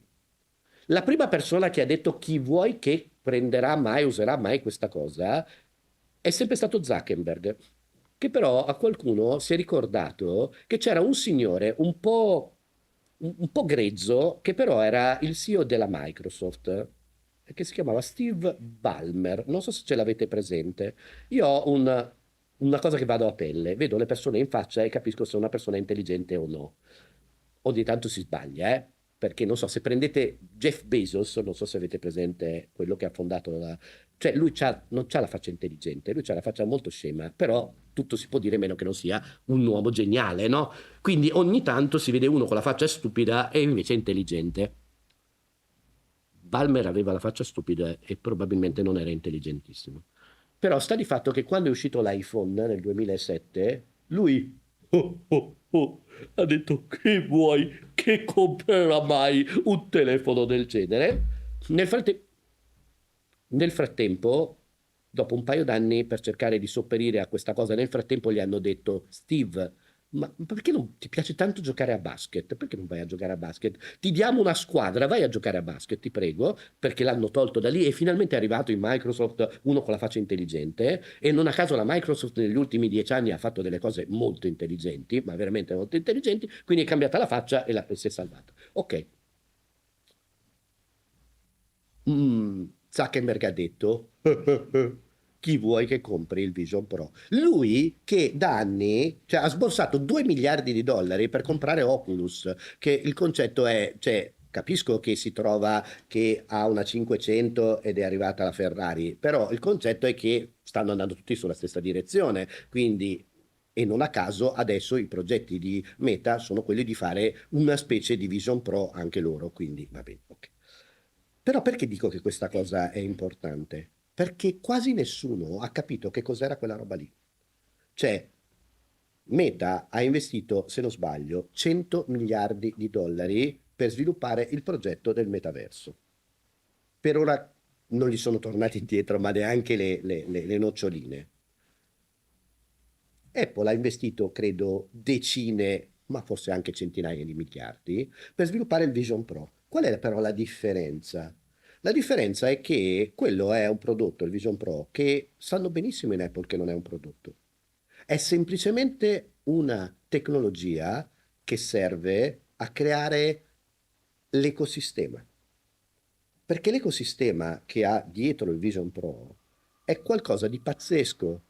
Perché loro hanno cominciato a prendere, va bene, hanno preso questo casco, vi domanderete, ma chi mai si metterà addosso? Ma me lo domando anch'io, Una cosa che costa 4.500 euro, ma mi compro una Panda, ma perché devo comprarmi il Vision Pro? Cosa me ne faccio? Vero. Però il concetto è che quello non è un visore, quello è il computer spaziale che sostituirà i telefoni e che sostituirà i computer. Perché lo dico? Beh, non lo dico io, lo dicono quelle 10-15 persone che in questo momento l'hanno provato. Perché tutti hanno scritto del Vision Pro, tutti sono intelligentissimi, no? Tutti quelli che capiscono da fuori. Poi c'è qualcuno, una quindicina di persone a cui gli hanno detto: ok, per un'ora provalo. E sono impazziti, perché non hanno mai immaginato che quella cosa fosse così. Ed è un oggetto fatto di tecnologia per ora, perché è vero che ne venderanno quanti? Previsto 100.000 pezzi nel prossimo anno. Cioè, se volete comprare un Vision Pro avrete dei problemi, non lo troverete, non ci sarà, in Italia ne arriveranno 102, quindi non è che è un prodotto. Però loro hanno fatto una cosa, hanno preso il loro sistema operativo, e il loro sistema operativo è quello del Mac, ma è quello dell'iPad, ma è quello dell'iPhone, e l'hanno trasformato in un sistema operativo 3D, immersivo. Non hanno preso 2 pulsantini per giocare. Poi hanno cominciato a prendere tutte le tecnologie che loro avevano in mano e che stanno sviluppando, facendosele ripagare, dell'audio spaziale, le gesture per fare qualcosa, e non so se vi siete accorti, non c'è un comandino per usarlo, si usano le mani. E questa cosa vuol dire che ci sono dei sensori. Poi si sono creati dal punto di vista psicologico l'idea che se io sto dentro un casco, le persone non mi vedono. E allora hanno messo delle telecamere per inquadrare gli occhi, per fare in modo che quando qualcuno passa e ci sono dei sensori che vedono che qualcuno sta entrando, illuminano verso l'esterno degli occhi, che è vero che sono degli occhi virtuali, ma sono i nostri occhi, e permettono di dialogare con le persone.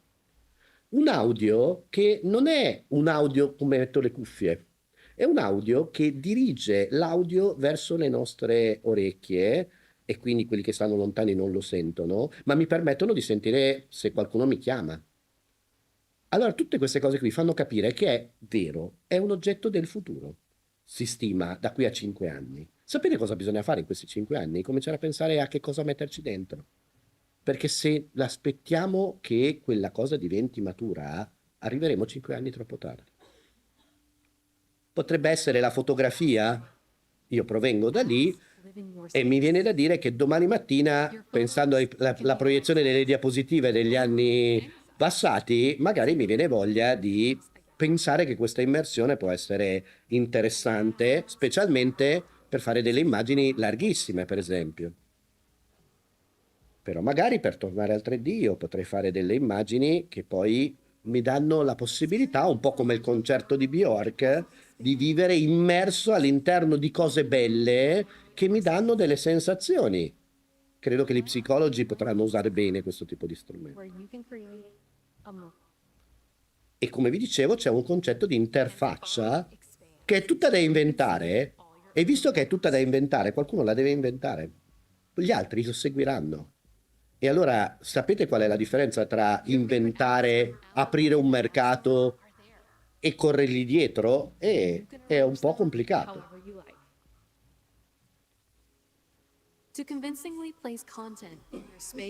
E qui c'è il discorso che vi dicevo della risoluzione.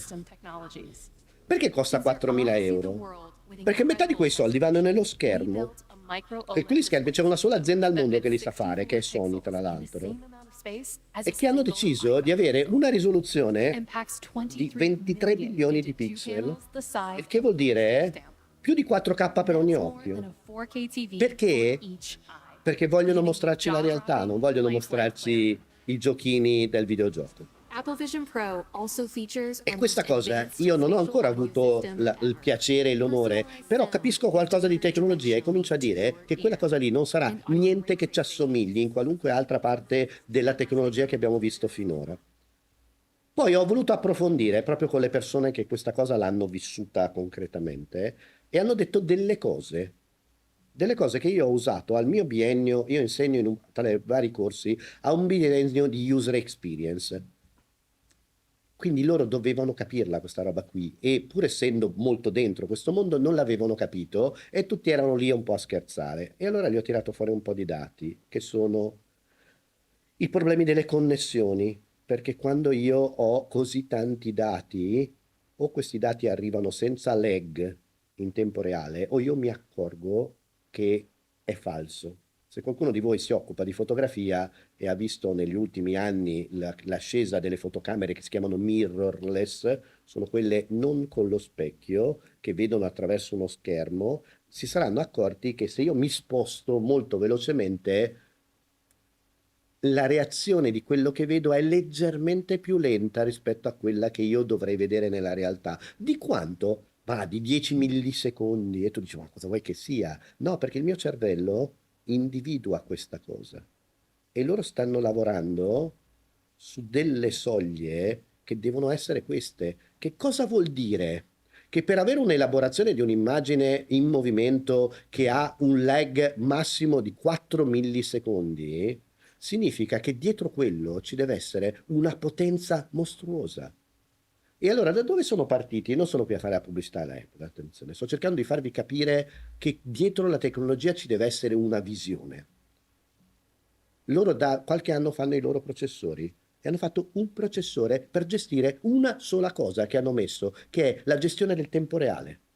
Perché hanno capito, se voi pensate all'intelligenza artificiale per guidare un'automobile a guida autonoma, vi accorgete che se per una frazione di secondo lo schermo si spegne, noi moriamo? Non un minuto, un decimo di secondo. E allora capite che quel tipo di elemento richiede che non ci può essere il pensiero di un computer a forma di computer, perché un computer se si ferma per 3 millisecondi non succede niente, non ce ne accorgiamo, succede, ma non può essere nella realtà. E allora hanno studiato un processore che fa solo quello. Non è quello che fa il calcolo, è quello che risolve quel tipo di problema. Allora capite che se uno sta sviluppando il software e l'hardware, in questo momento ha un vantaggio. Perché io sono convinto che l'iPhone non sia meglio di Android, però in questo momento Android è un oggetto che ha un software che va bene per tutti e dei processori che sono fatti da un'altra azienda. Quindi il problema è proprio recuperarla, questo tipo di tecnologia. Quindi gestisce un secondo sistema operativo. Sono 2 sistemi operativi, uno per fare tutto e uno per gestire solo il tempo reale. Per evitare che l'utente abbia le vertigini, il tempo di elaborazione deve essere inferiore allo 0,01 secondi, eccetera. Sono tutti dati. Qui ci sono un po' di cose che ve lo fanno vedere. L'interfaccia di chi parla e che ne ha parlato dice: ciò che è notevole di queste è che quanto siano piccole in questa non è l'interfaccia utente come iOS è. Cosa vogliono dire? hanno scoperto, e io non lo so, voi non lo sapete, che il tracking dell'occhio, basta che io inquadro una cosa minuscola e l'occhio trasmette alla macchina esattamente quello che io sto guardando. Non è larga, è un capucchietto di un ago. Questa cosa è interessante in termini di interfaccia, di futuro, eccetera. Quindi l'interfaccia deve crescere, il futuro delle interazioni deve portare a quello.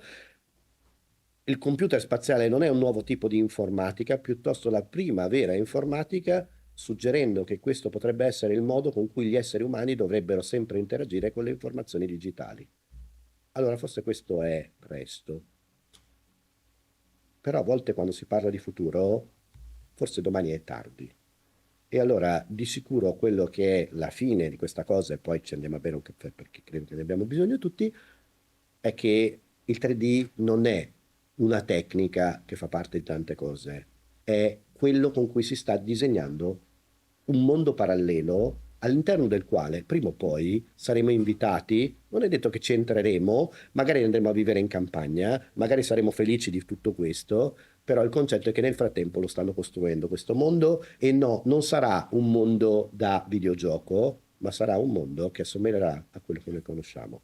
Quindi il concetto è, magari cominciamo a pensarlo e io non so come avete fatto a sopportarlo, però vi ringrazio. Intanto mi presento perché immagino che non mi conosciate, mi chiamo Michela Di Stefano e mi occupo da quasi 30 anni ormai di formazione rivolta ai professionisti della comunicazione, quindi agenzie, tipografie, aziende che hanno l'ufficio grafico interno, e poi insegno anche all'ITS di Brescia i programmi per fare i tessuti digitali. Poi ho anche la passione di realizzare documenti digitali come ebook interattivi o fluidi, quindi editoria digitale dal 2011, e più recentemente dal 2016 mi sono appassionata alla realizzazione di documenti accessibili, cioè per le persone che hanno delle disabilità visive, quindi come creare documenti che poi siano fruibili dalle persone non vedenti, daltoniche, che hanno bisogno di accedere a dei contenuti PDF o EPUB con la tecnologia assistiva, cosa molto importante per non solo la pubblica amministrazione, ma anche per le normative che stanno arrivando e sono arrivate di fatto, anche per le aziende, quindi un argomento molto caldo. Ho fatto anche un TEDx Brescia su questo argomento, magari poi vi darò il link.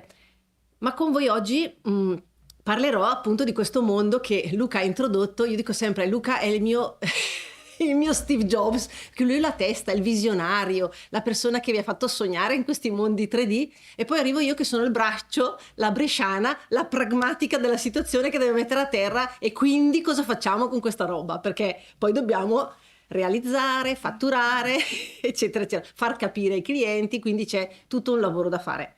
E io arrivo in quel punto lì.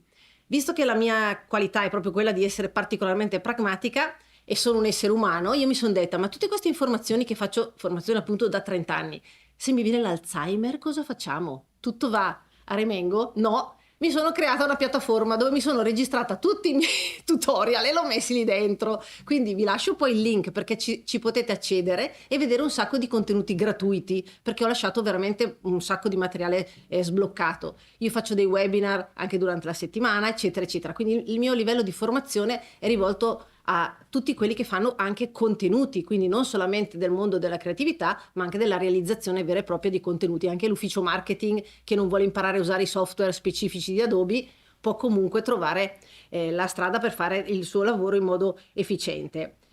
E quindi ho creato questa piccola community che mi segue. Detto questo, io vi lascerò anche il QR code delle slide, che sono delle slide fatte interattive con InDesign. E qui, per conoscerci meglio, io chiedo per alzata di mano: chi utilizza i programmi Adobe Creative Cloud alzi la mano? Ok, perfetto. Nello specifico, chi ha già provato i programmi sul 3D di Adobe, quindi Dimension o Adobe Substance 3D, alzi la mano. Deserto dei tartari. Che cosa che succede sempre? Esattamente questa. Adesso non vado nel dettaglio a chiedere chi è fotografo, chi è creativo, chi è tipografo, perché immagino che ci sarà chi è artigiano, c'è un misto, giusto? Allora, già dico una cosa ai fotografi: come siete fortunati, perché io non so modellare in nessun programma, e tutto quello che vedrete l'ho creato dal 2017 a oggi, perché questa cosa è nata nel 2017, quindi non è proprio nata ieri. E io quando l'ho vista mi sono innamorata di questo programma che si chiama Adobe Dimension. e da lì ho capito che potevo veramente tagliare un sacco di tempistiche di realizzazione di fotomontaggi con Photoshop. Quindi un fotografo che all'inizio penserà no, però io dopo non faccio più la fotografia, è esattamente il contrario. Poi vi faccio vedere delle case history concrete.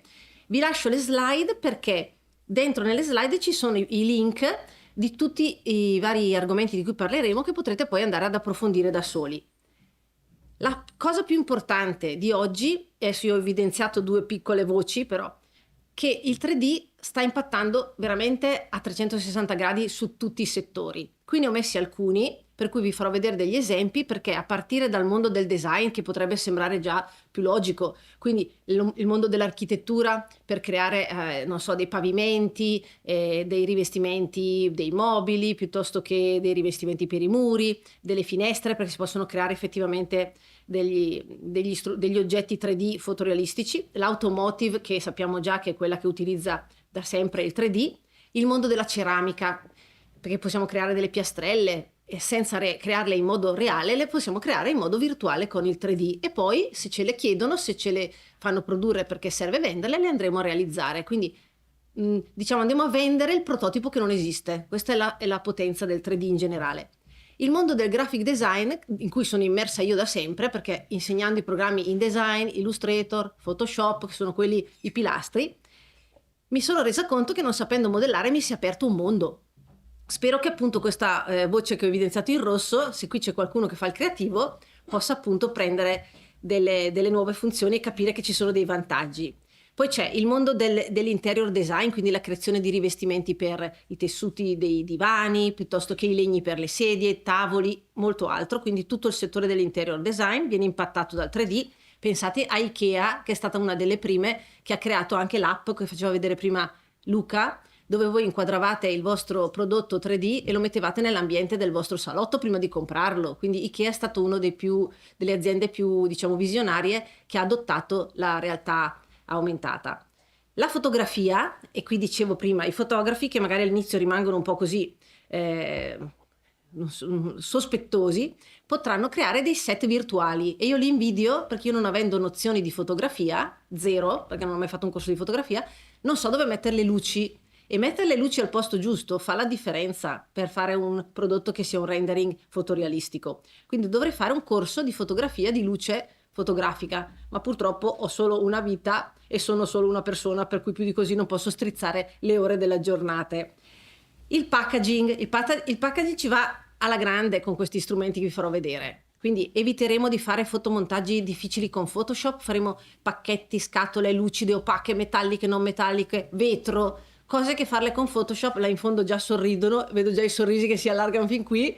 Vedrete cose che direte non ci posso credere, però me lo direte dopo. Quindi tutto il mondo del food, del drink, del beverage, perché le etichette dei vini e la parte metallica, la parte opaca, già potete immaginare. Mondo della moda, top, perché lì potremo creare dei tessuti partendo o da una scansione o da un pattern fatto con Illustrator, e poi magari lo facciamo creare il pattern all'intelligenza artificiale e poi lo useremo nel flusso di lavoro. Quindi faremo un po' di esempi. Il mondo del gaming è da sempre tutto in 3D, per cui non ha fatto altro che migliorare la qualità. Ormai i giochi sembrano persone vere, i giochi non so, adesso non so giocare, per cui non saprei nominarvi dei nomi di giochi, però il mondo dei giochi è tutto 3D, tutto virtuale.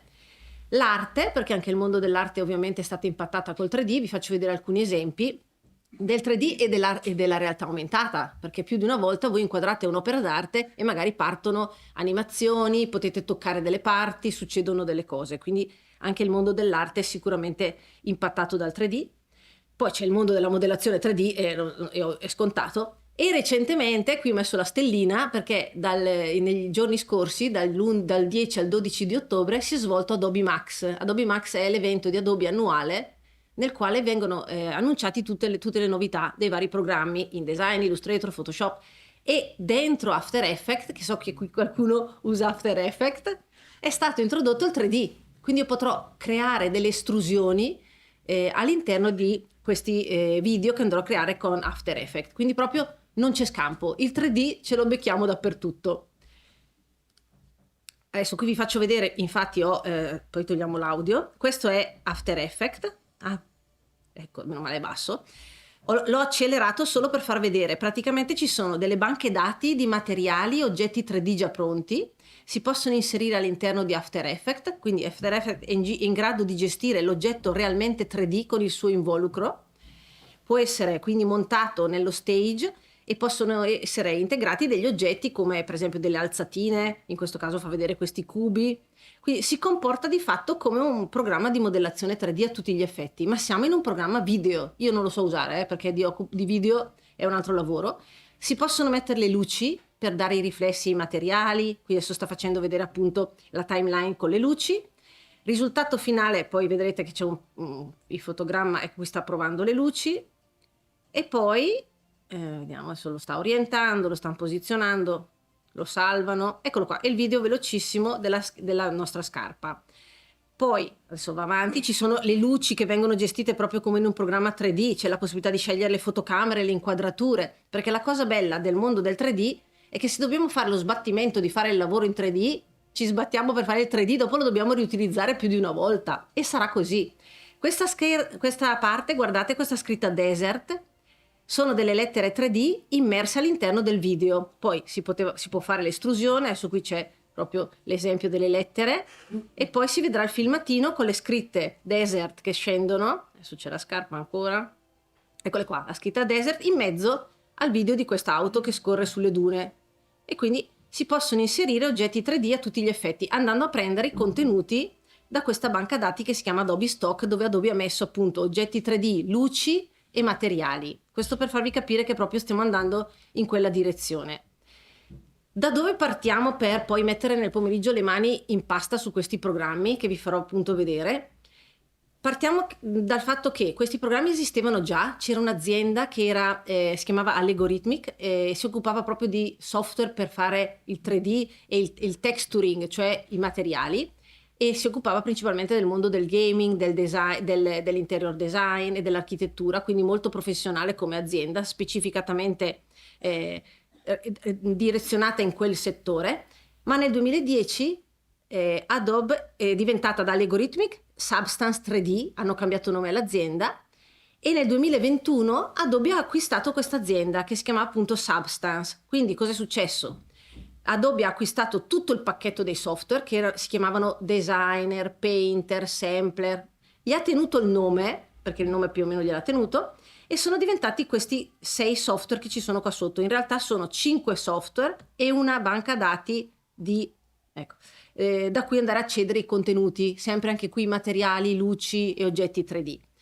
Prima però di parlare di questa suite, che è una suite a pagamento, perché Adobe ovviamente deve monetizzare, c'è la possibilità dal 2017 all'interno di Creative Cloud di usare questo programma che si chiama Adobe Dimension. Quindi io quando l'ho visto la prima volta nel 2017 mi sono innamorata di questo software, perché permetteva a una persona come me che non ha mai modellato nella sua vita di fare cose con il 3D e di ottenere dei rendering, che adesso vi faccio vedere. Per me si è aperto un mondo incredibile.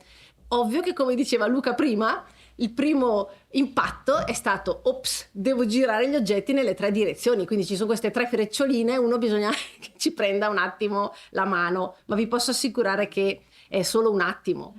Quindi cosa faremo? Andremo a vedere Adobe Dimension, che c'è da sempre ed è gratis, primo step, ed è facile. Poi se uno dice no, allora magari Adobe un giorno ce lo toglierà, perché l'ha anche nascosto ben benino, perché ovviamente deve andare a vendere gli altri pacchetti, quindi occhio, perché prima di andare a scaricarlo dovete cercarlo nei pacchetti dei software. Ve lo scaricate, lo provate, se poi un giorno non vi basterà più o Adobe ce lo farà sparire, saremo costretti a passare all'altra suite. Io ce l'ho l'altra suite proprio perché devo insegnarla a scuola, quindi l'ho dovuta imparare per forza. Vado avanti qua. Tutti questi software si integrano comunque con i programmi di 3D che ci sono già sul mercato. Adesso magari qualcuno di voi li ha già sentiti, da Maya, Houdini, CATIA, Corona, che è il motore di rendering di Cinema 4D, eccolo qui Cinema 4D, anche con Clo, che è il programma specifico per la moda, perché ovviamente se io devo fare un tessuto, questo tessuto poi deve andare a finire nel flusso specifico verticale della moda, e lì c'è il programma per la moda che è Clo, che qui non è neanche, ah sì, eccolo qua, no, iClone, no, qua non è neanche nominato, per cui hanno messo questo qui, modo che non lo conosco. Quindi tutti i programmi Unreal per fare i giochi, per esempio quelli che dicevamo prima, Unity, sono tutti programmi che riguardano appunto la modellazione 3D ad altissimo livello. Voi avete visto dei modelli magari negli anni scorsi. Per essere in grado di fare dei modelli fotorealistici bisogna fare quello di lavoro, d'accordo?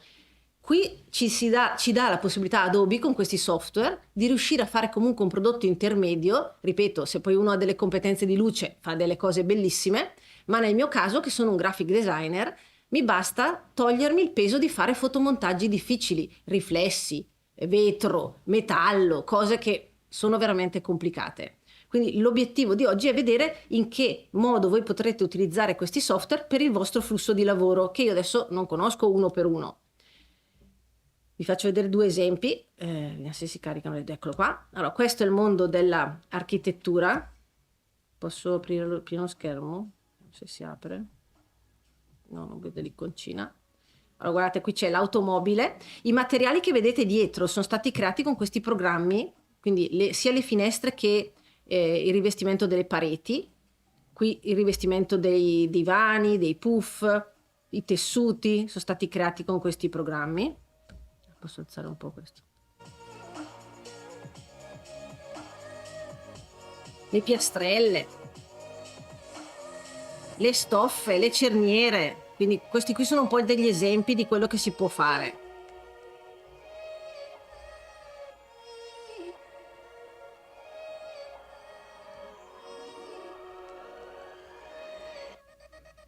Gli interni delle auto, le pelli, poi vi faccio vedere a fare della pelle partendo da zero, le cuciture delle pelli, i rivestimenti, in questo caso delle cover degli smartphone,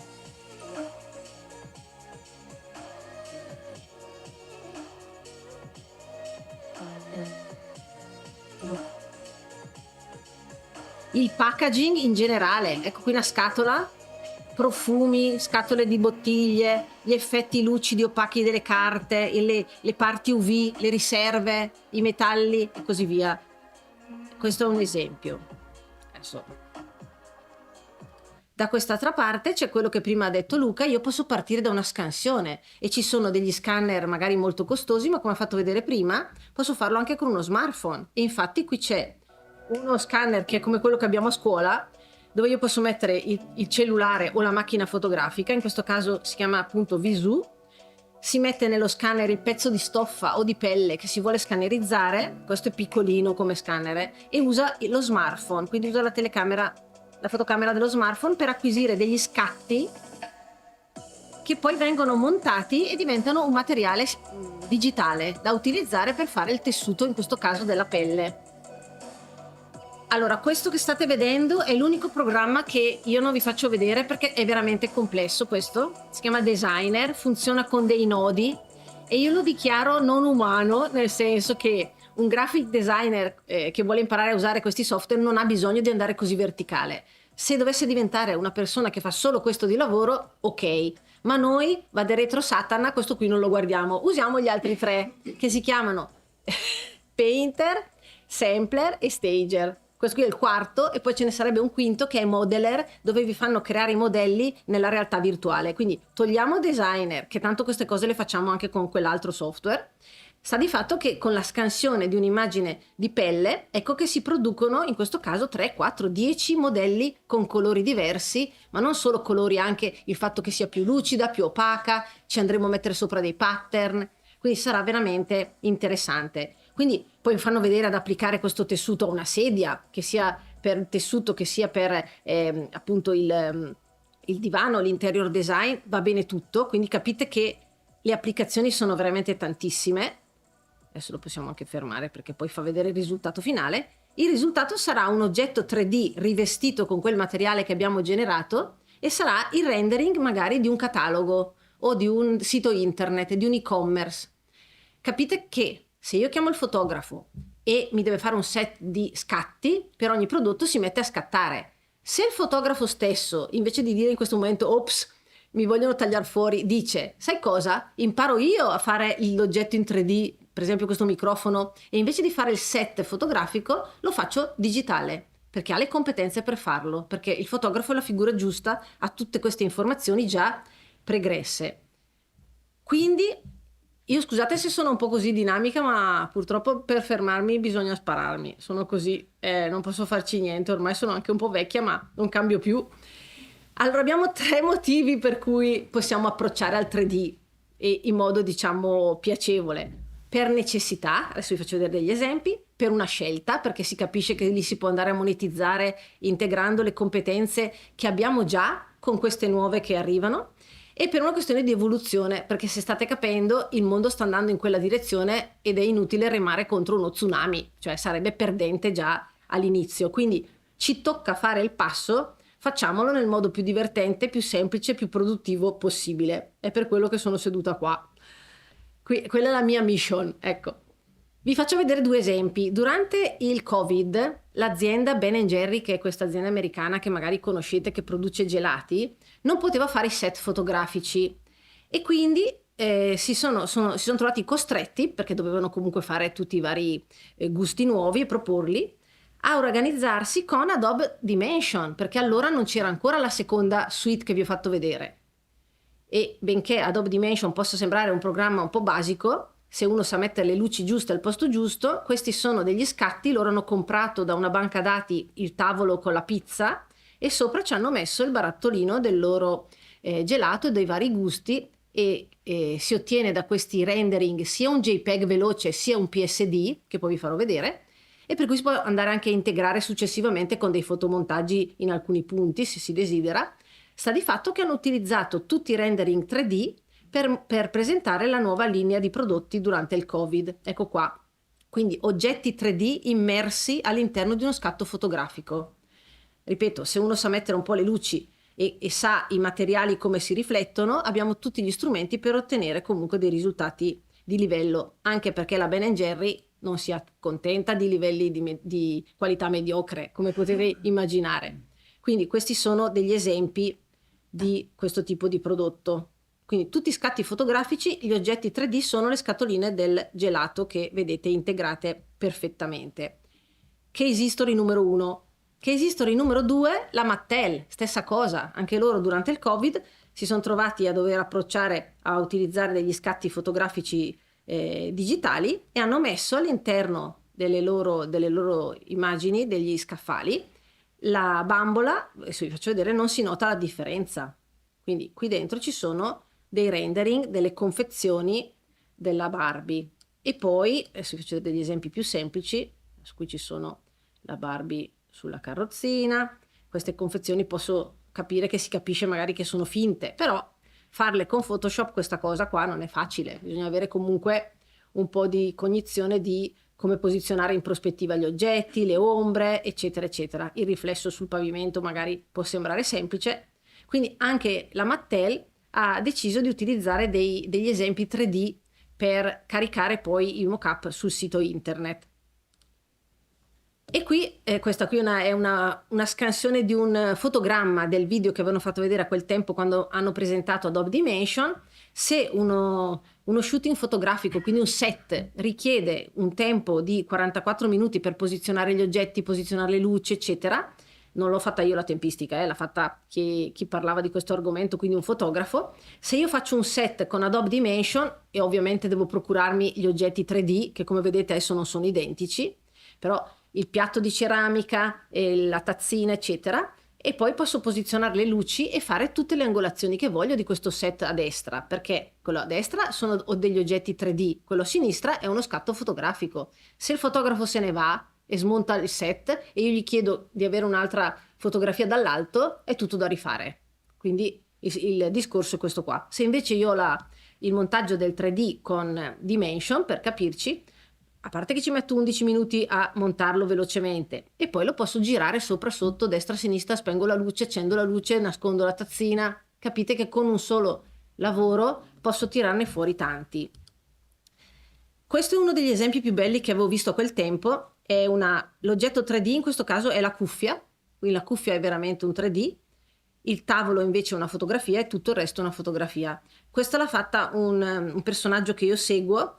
È un rendering quindi fatto in Dimension Perché è così fotorealistico? Perché a parte i materiali che gli ha applicato nelle varie zone, non so, il legno, la pelle, la plastica, eccetera, è la luce che è direzionata giusta, il riflesso sul tavolo che non so se si vede qui, ecco, che è semi-opaco, quindi sono questi che fanno la differenza, i dettagli che fanno la differenza. Quindi se noi impariamo questa parte, fare di fatto il modello non è niente, non richiede tempo. E qui alcuni dati, perché quando vado a parlare di queste cose, giustamente alcuni uffici marketing mi chiedono concretamente e il return on investment, che loro usano questi termini, no? Allora, questa schermata l'ho presa sempre da dei video che ha mostrato Adobe. Ci sono due tipi di vantaggi, quelli più grossi, quelli più deboli, più forti, più deboli. Fra i vantaggi più forti, utilizzare il 3D nel flusso produttivo ha ridotto del 50-60% la produzione di campioni reali. Quindi quando il commerciale andava in giro con i campioni, con la sua borsa con dentro i campioni, quei campioni bisogna produrli, costano i campioni. Quindi meno prototipi, meno campioni, meno esempi di vendita, quindi meno campioni fisici, e una riduzione quindi dei costi della logistica, perché questi campioni vanno prodotti, distribuiti, eccetera. Un'azienda che ha dato questo dato è la Target. La Target è un'azienda che è tipo Amazon, produce un po' di tutto, ci sono oggetti, vestiti, cibo, c'è dentro di tutto in questo sito Target se andate a vedere. Quindi hanno ridotto del 65% i campioni fisici al posto di quelli in digitale, da mandare magari via mail per farli vedere. Un'altra azienda è Ikea, che dicevo dall'inizio che è una di quelle che ha preso subito da palla al balzo anche con la realtà aumentata. Il catalogo dell'Ikea, adesso non vi sembrerà perché le fotografie sono bellissime, sono il 75%, hanno ridotto del 75% le fotografie del fotografo, quindi sono tutti rendering di altissimo livello. Quindi il 25% è rimasto fotografico e il 75% è diventato 3D, eppure sono veramente immagini di altissima qualità. E quindi loro dicono meno fotografie per i cataloghi, meno tempo che si chiama meno fotografie per il direct to consumer, come usano loro il termine DTC, e meno fotografie per il marketing, quindi più oggetti 3D da utilizzare nelle varie situazioni. Questi sono quelli i benefici più forti. Quelli un pochino più deboli sono, per esempio, la Vinard è un'azienda che produce abbigliamento uomo-donna. Loro dicono, con questa possibilità di usare il 3D abbiamo guadagnato dall'1 al 3% in più, perché abbiamo prodotto più linee di prodotti, perché avete capito che se posso fare una variante con un fotografo, magari ne posso fare 10 in 3D, non mi costa niente fare 10 varianti, faccio 10 possibilità di colore, di tessuto, di grana, quindi diventa esponenziale la cosa.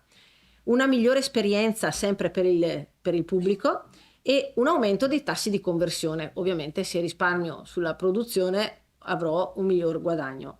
E così via. Per esempio, altro esempio, la Taylor brand, sempre abbigliamento di lusso uomo principalmente, creano manufatti virtuali, quindi quelli del video di prima, la giacca, i tessuti delle camicie, sono stati fatti in digitale. Quindi il mondo proprio che io sto insegnando ai ragazzi a scuola all'ITS, creare tessuti assolutamente univoci, creati da loro con il loro gusto e la loro creatività, per poi farli diventare degli oggetti reali.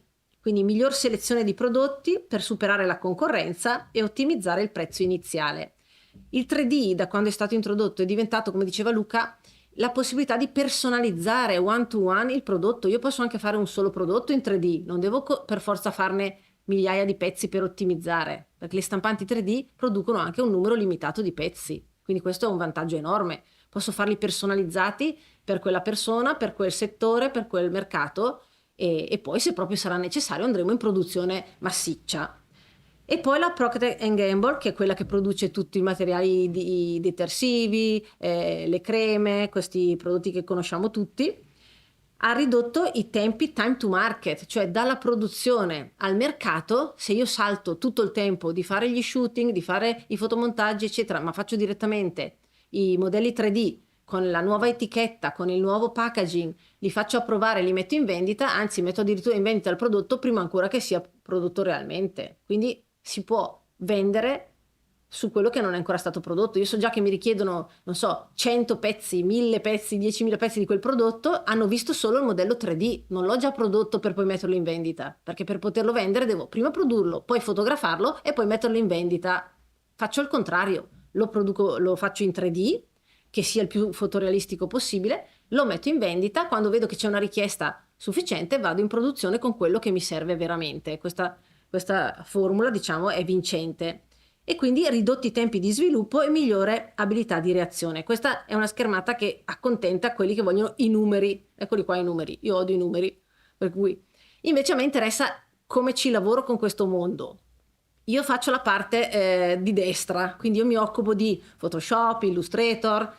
A sinistra ci sono i modellatori 3D, quelli che fanno veramente questo lavoro da sempre, quelli che fanno delle cose meravigliose che io non so fare, non avrò mai tempo di imparare e che ammiro tantissimo. Ma nonostante questo qualcosina posso fare anch'io.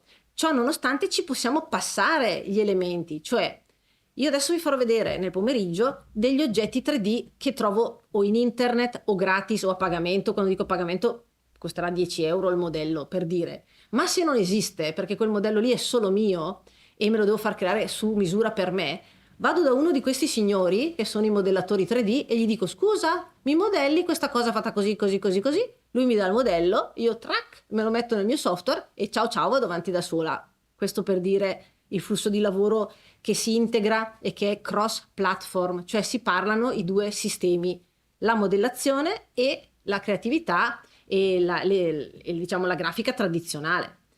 Quindi a destra io ho messo i programmi che fanno parte di questo tipo di flusso. Photoshop lo conosciamo tutti, Illustrator lo conosciamo tutti, l'abbiamo almeno sentito nominare. Sampler che cosa fa? Sampler serve per fare i materiali, e quando diciamo materiali vuol dire materiale dalla pelle al tessuto, al legno, alla plastica, al metallo, alla ceramica, al pavimento per il gaming che deve essere un terreno di roccia con un po' di neve, con un po' di muschio. Ecco, possiamo arrivare addirittura in questo tipo di materiali. Stager che cos'è? È il programma per fare il rendering. Quando si dice rendering vuol dire che una volta che abbiamo costruito la scena con gli oggetti 3D e lo sfondo che ci interessa, gli facciamo renderizzare alla macchina il lavoro, che è la cosa più lunga che c'è poi, perché è più diciamo lungo aspettare il tempo di rendering che tutto il resto, e la macchina deve essere performante per far questo. Quindi Stager è il programma di rendering che ci trasforma il nostro oggetto 3D in uno scatto fotografico finale, che utilizzeremo appunto su internet, nei cataloghi cartacei, eccetera, eccetera, nelle presentazioni. Painter che cos'è? È un programma aggiuntivo collaterale ma interessante perché aggiunge, si chiama Painter perché mi fa pitturare sopra gli altri prodotti, quindi posso fare, non so, i graffi, le macchie di ruggine, in realtà posso aggiungere anche le cuciture, posso aggiungere le cerniere, posso aggiungere delle cose che non posso fare negli altri programmi, quindi Painter è qualcosa che va a rifinire il lavoro fatto con gli altri due. Per dirvi, io Sampler e Stager li ho imparati negli anni scorsi, quest'estate ho imparato Painter, perché un po' alla volta anch'io aggiungo un mattoncino alle mie competenze, non è che posso imparare tutto in uno schiocco di dita, quindi un po' alla volta, un'estate uno, un'estate l'altro, mi sono imparata i 3 pacchetti. L'ultimo a destra, dicevo prima, l'ho ignorato bellamente, perché? Perché è talmente verticale, è potentissimo, ma non sono interessata a diventare una designer che adesso da zero mi costruisce il microfono in 3D, cioè senza modellare ma con questo sistema di nodi troppo complicato, quindi non mi serve arrivare fino a quel punto. Se decidessi di diventare la designer che fa, ce n'è una molto brava che crea tessuti di tutti i tipi e lei ha imparato a usare designer e fa tutti i tessuti possibili e immaginabili e li vende, però quello è un altro lavoro, non mi serve, per cui noi staremo sui primi 3. E poi sotto c'è Dimension, che vi dicevo è proprio il primo step che andremo a usare, e Aero. Aero che cos'è? È la realtà aumentata di Adobe, perché anche Adobe si è fatta in casa, come diceva prima Luca, è la sua piattaforma di realtà aumentata, che è collegata agli altri programmi, quindi a Photoshop e a Dimension in questo caso, e poi lo possiamo fare anche da Stager. Il problema qual è? Perché io dico sempre le cose buone e le cose cattive. Le cose buone sono bellissimo fare la realtà aumentata, e adesso vi faccio vedere un esempio. Faccio comparire la borsa che ho appena creato in 3D davanti al mio cliente, lui la tocca, cambia colore, si alza, gira, un sacco di cose bellissime. Purtroppo hanno iniziato a svilupparlo anche per Android e Windows e poi l'hanno mollato, per cui praticamente è solo per iOS, quindi siamo a metà. Cioè io dico, un'azienda come Adobe che rimane monca, è così, ce la dobbiamo tenere così. Quindi se vogliamo fare questo tipo di ragionamento dobbiamo sapere che la realtà aumentata di Adobe purtroppo è destinata solo al mondo iOS, punto. È così, non è, ma è bellissima per carità, però è limitata solo al mondo iOS, non so perché. E qui vi faccio vedere uno dei primissimi esperimenti che ho fatto. Quando io ho aperto Dimension per la prima volta nel 2017, mi sono resa conto che da una fotografia che ho preso da internet, scaricato da una banca dati, da qui potevo arrivare qui. Cioè praticamente io ci potevo mettere dentro degli oggetti 3D, e qui se c'è qualcuno fra di voi che usa Photoshop dovrebbe già cappottarsi dalla sedia, perché mi sono cappottata quando l'ho usato. Praticamente ho preso una bottiglietta che c'era già dentro nel programma, gli ho messo l'etichetta davanti e di dietro, e dietro alla bottiglia vedete che gli oggetti si deformano, è veramente di vetro quella bottiglia. E questa bottiglietta invece dietro l'ho fatta un pochino più sfocata perché volevo che fosse sullo sfondo, e l'ho nascosta dietro alla mela e alla verdura, e questo modello invece l'ho messa più davanti, gli ho dato la plastica opaca, insomma ho cominciato a fare le mie prime sperimentazioni, e da lì ovviamente mi si è aperto un mondo, perché ho detto, cioè io posso fare le etichette, far vedere metallico, non metallico, e la plastica lucida, la plastica opaca, ma vi rendete conto di quanto tempo ci avrei messo a farlo con Photoshop? Cioè io Photoshop lo uso dalla versione 1 perché sono un dinosauro digitale, e io c'ero quando c'era la prima versione di Photoshop, la prima versione di Word, di allora MacWrite, il primo Classic, io c'ero. Ma non si potevano fare queste cose così velocemente. E quindi ho continuato, e qui c'è una carrellata dei miei primissimi esempi, cioè queste bottiglie qui, me le sognavo io di farle con Photoshop, stanza buia e silhouettare i disegni delle bottiglie solo con le luci. Non so se vi sembra una cosa scontata, io ero contentissima. Vediamo se si muove, ecco. Ah, quella che sto usando, giusto per sapere, queste cose qua che sto facendo scorrere, questo è un documento fatto con InDesign. Io non so usare PowerPoint, non è vero, lo uso, ma lo odio, lo uso pochissimo. Quindi quello che state vedendo è una presentazione interattiva fatta con InDesign, dove in questo caso ci sono solo degli scrolling, poi ci sono i pulsanti che vanno ai video, per cui con InDesign si possono fare queste cose e fruirle tramite un link web che io sto usando nel mio browser, ok? Quindi quando scaricherete le slide non le scaricherete, ma avrete il link per andare a vedere nel browser quello che sto guardando io adesso, giusto per dirvi quanto io strizzo i software fino all'ultimo, proprio li devo usare tutti finché posso, perché non ho mica tempo da perdere, quindi devo proprio arrivare sempre al massimo della resa. Questi due, cosa sono questi due block notes con gli anelli? Qui mi sono divertita a fargli lo sfondo con l'effetto metallico, non so se si nota le ombre, i riflessi, la rifinitura del pavone che è metallico. Facciamolo con Photoshop questo effetto, vi posso assicurare che non è una passeggiata.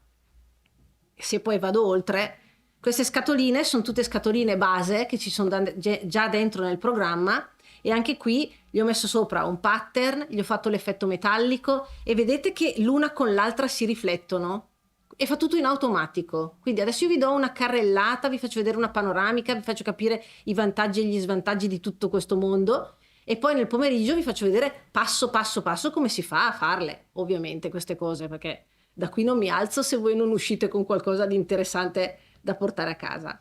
Ok, quindi questa è la scena. Io da questa scena posso fare il close up, no? Il dettaglio, e potevo fare il dettaglio sopra, sotto, destra, sinistra, e questo è divertimento puro. Adesso io vi apro il mio profilo di Behance perché questi sono dei gioielli fatti con Illustrator, nel senso che il tracciato che c'è sotto è Illustrator. Io non avrei mai pensato di riuscire a fare dei gioielli divertendomi ovviamente un mondo, questo è un altro esempio, usando Illustrator come partenza. E poi il mondo dell'arte che vi dicevo prima, adesso questo qui è una composizione un po' così astratta, ma sono tutti oggetti 3D che erano dei disegni di Illustrator, sono stati gonfiati con il 3D, con l'effetto 3D, e sono diventati di vari metalli, con lo sfondo opaco, con dietro uno stage di stoffa, per far capire che non è che devo fare per forza delle cose che hanno un senso, posso anche usarla per fare una copertina di un libro di mostre, che ne so, una copertina di un catalogo di qualcosa. Qui poi vi faccio vedere la procedura di questa cosa. Ho preso una tazzina, ho preso i chicchi di caffè, la capsula l'ho disegnata io e io non so modellare. E quando io dico io non so modellare ne vado fiera. Io non so modellare. Guardate cosa si può fare senza saper fare le cose. Cioè, senza saper fare si può fare questo. Immaginatevi se sapessi fare. Capite qual è il punto? Quindi partiamo proprio dalla base. E qui, altra cosa divertente, le luci. Ho spento tutto e ho dato una luce scura, come si vede a volte nelle pubblicità, e c'è quel fascio di luce che illumina le capsule. Quindi, per me è divertimento puro. E poi arriviamo qua. Qui, se ci penso, mani nei capelli. Se mi avessero chiesto, Michela, mi metti qua dentro il bicchiere, quello lì dello Starbucks, e gli occhiali, e me lo metti dentro in Photoshop, mi mettevo a piangere, perché guardate il riflesso, cioè attraverso il vetro devo far vedere la stoffa e le ombre dell'occhiale. Ma neanche se fossi il mio amico, che è un mio collega carissimo, che usa Photoshop da Dio, riuscivo a fare una roba così. Allora cosa ho fatto? Ho preso la fotografia, gli ho messo dentro i 2 oggettini, che sono questi 2 del secondo scatto, però che cosa succedeva? Guardate l'ombra qua, vedete che l'ombra è grigia e copre la tazzina, quindi l'ombra del 3D è sbagliata. Nessun problema, si apre l'immagine in Photoshop, si nasconde con una maschera e si scalda l'ombra. Tac! Finito. Tutto qui. Per cui veramente, adesso io ne vado fiera, poi un fotografo dice che schifezza è, però vabbè, insomma, non lo so, per me è tanta roba. E qui, adesso qui è un giochino che faccio quando faccio vedere, quando dicono, però il 3D si vede se è 3D, se non è 3D. Secondo voi questo qui è un 3D? Adesso sono molto lontani là in fondo. È un 3D o una fotografia? Chi dice che è una fotografia alzi la mano? Guardate che potrebbe essere un trabocchetto. Ok, 2. Gli altri pensano tutti che è un 3D? Facciamo che tutti gli altri che non hanno alzato la mano dicono che è un 3D. Allora, guardate, questa è la fotografia originale. Magari se zoom un pochino, così si vede meglio. Questa è la fotografia, questo è il 3D. Ma guardate i riflessi degli oggetti delle due immagini. Allora, qui c'è un biscotto che qua non c'è, il biscotto di qui non c'è, vabbè, però la macchina del caffè, la moka, guardate i riflessi che hanno le tazzine fra di loro. L'unica cosa che per esempio a me, secondo me fa capire che si tradisce è la schiumetta del caffè, perché mi sembra un po' stoffa, mentre la schiuma del caffè di solito è più liscia. Però è l'unico dettaglio che mi aveva fatto venire il dubbio. Altrimenti, notate, e tutto questo lo fa in automatico Dimension, perché questa è una vecchissima versione di Dimension, una delle prime, e facevano vedere appunto la comparazione. E questi sono gli oggetti 3D nudi, senza il materiale applicato. Quindi, secondo me, è comunque una buona partenza, se uno è un po', diciamo, proprio preciso. Questo invece è un livello di qualità, quindi qui hanno usato Stager. Anche qui, quale delle due è un 3D? Qui bisogna alzare le mani perché qui il livello è altissimo, però vi faccio vedere. C'è qualcuno che vuole scommettere? È proprio una questione di micro dettagli, chi dice che, non so, a sinistra fotografia o 3D?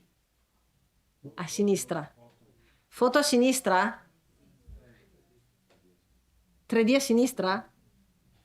Allora, di qui dicono foto a sinistra, di qui 3D a sinistra. Allora guardate, adesso qui si fanno vedere il dettaglio, perché anche il dettaglio ovviamente fa vedere come è fatta la plastica la plastica è la latta scavata e la scritta con l'effetto metallico. E questi filettini, vogliamo parlarne? Quello di destra era il 3D, quindi torno, adesso chiudo la finestra e vi faccio vedere. Quindi a destra c'è il 3D. Questo è il 3D, cioè è praticamente impossibile, cioè solamente qui qualche piccolo pixel, ma non è impossibile, sono identici, perché qui il livello è altissimo, ok? Poi dipende, se vedete i miei esempi, ma io non devo fare il prodotto finale, io devo insegnare a usare il programma, ecco, il mio obiettivo è quello lì, quindi da questi mondi del 3D noi possiamo esportare per la realtà aumentata, facendo esporta per aero, fine. Non dobbiamo fare niente di più di così, quindi sarà veramente super semplice. Cosa vuol dire? Vuol dire che voi quando inquadrerete un piano, un tavolo, una superficie, comparirà l'oggetto all'interno dello smartphone o in questo caso del tablet. Vi faccio vedere un esempio. Questo è un video che io ho preso nel mio ufficio. Ho costruito sia i materiali delle borse, quindi dopo quando costruiamo i materiali vi faccio vedere a costruire proprio il materiale della pelle, quindi la borsa di pelle 1, di pelle 2 e anche il legno della base, l'ho fatto con quel materiale, con quel programma Sampler. Poi ho esportato per Aero e ho registrato il video dell'iPad mentre lo stavo facendo vedere, giusto per farvi capire il risultato finale. Quindi questo è il mio ufficio, le borse sono comparse sul tavolo che c'era lì in ufficio, io ci sto girando intorno. Quando tocco lo schermo le borse si alzeranno e gireranno, quindi posso anche interagire con gli oggetti 3D. Immaginatevi di mandare un QR code o un link al vostro cliente, quando lui lo apre può inquadrare il tavolo, compaiono gli oggetti e ci interagisce. È un effetto wow, non da poco, però solo per il mondo iOS. Capite qual è il punto? Siamo fermi lì. Vi faccio vedere un esempio fatto con la realtà aumentata, poi nelle slide ve le lascio queste qui. Questo Dive from Home è praticamente un progetto di Adobe. Hanno fatto tutto un progetto sulla barriera corallina in realtà aumentata. Praticamente fanno vedere, voi inquadrate questa immagine, vengono fuori tutti gli oggetti e sono tutti animati. Qui adesso c'è il video che fa vedere come funziona questo progetto. Adesso ve lo lascio poi vedere. Hanno costruito tutti i modelli 3D, la tartaruga, il corallo, il pesciolino, tutti gli oggetti 3D. Adesso vado avanti per farvi vedere, poi ve lo guardate con calma. Sono andati a studiare ovviamente come si riflette la luce sui vari materiali e poi hanno costruito questa scena che quando uno la inquadra si costruisce tutto il mondo del 3D, queste rocce, questi coralli, e ci si può interagire, per cui c'è anche il QR code alla fine che se voi lo inquadrate vi compare questo che stiamo guardando adesso, quindi questi effetti con la cornice, la tartaruga e i pesciolini sul vostro tavolo della cucina. Ci potete far giocare i vostri bambini, toccano e viene fuori la scritta di che cos'è quello, di che cos'è quell'altro, è molto interessante. Vedi, adesso lei sta toccando nell'iPad il nome di un corallo e viene fuori, c'è anche un audio che spiega. Questo ve lo potete vedere perché è veramente molto simpatico. E poi, giusto per farvi venire delle idee di come funziona questo tipo di mondo, aspetta che adesso sta ancora parlando, questo qua dove è andato? È andato YouTube. Qua, aspetta che lo fermo, tac, eccoci. Vado di qua. Vi ho lasciato anche il link alla mia galleria di Aero, proprio perché fin dall'inizio ho dovuto iniziare a provare a imparare a usare questo software. Cosa ho dovuto fare? Esperimenti, man mano li ho raffinati e nel frattempo ovviamente la tecnologia si è evoluta.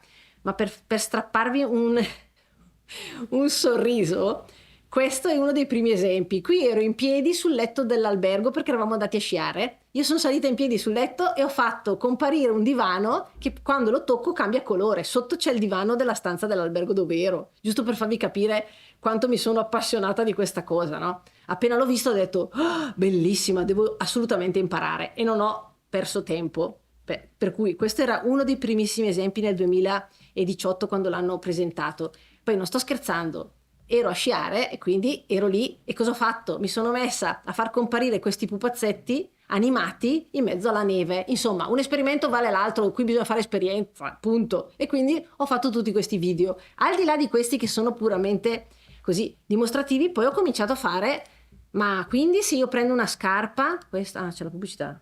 Niente, aspettiamo perché adesso è partita la pubblicità. Qui c'è una scarpa, può essere un prodotto dei vostri, che ne so, fate biciclette, fate packaging per i prodotti food, non importa qual è l'argomento. Ho fatto 3 scarpe di 3 materiali diversi, erano brutte le scarpe, vabbè, fa niente, erano gratis, ho trovato queste, gli ho dato materiali diversi, l'ho fatta comparire sul divano del mio ufficio. Quando tocco la scarpa lei cambia colore, cambia materiale, cambia, che ne so, dimensione, modello. Adesso qui era il tipo di pelle che avevo applicato e così via. E questi stiamo parlando dei primissimi esperimenti, qui sono veramente orrendi perché sono i vecchi, i primissimi. Io vi lascio poi questo link perché vi voglio far vedere fin dove si può arrivare. Allora, in un momento successivo, invece di mandarci il link, perché vedrete anche delle mail, perché una volta si usava il link per far partire questa esperienza della realtà aumentata.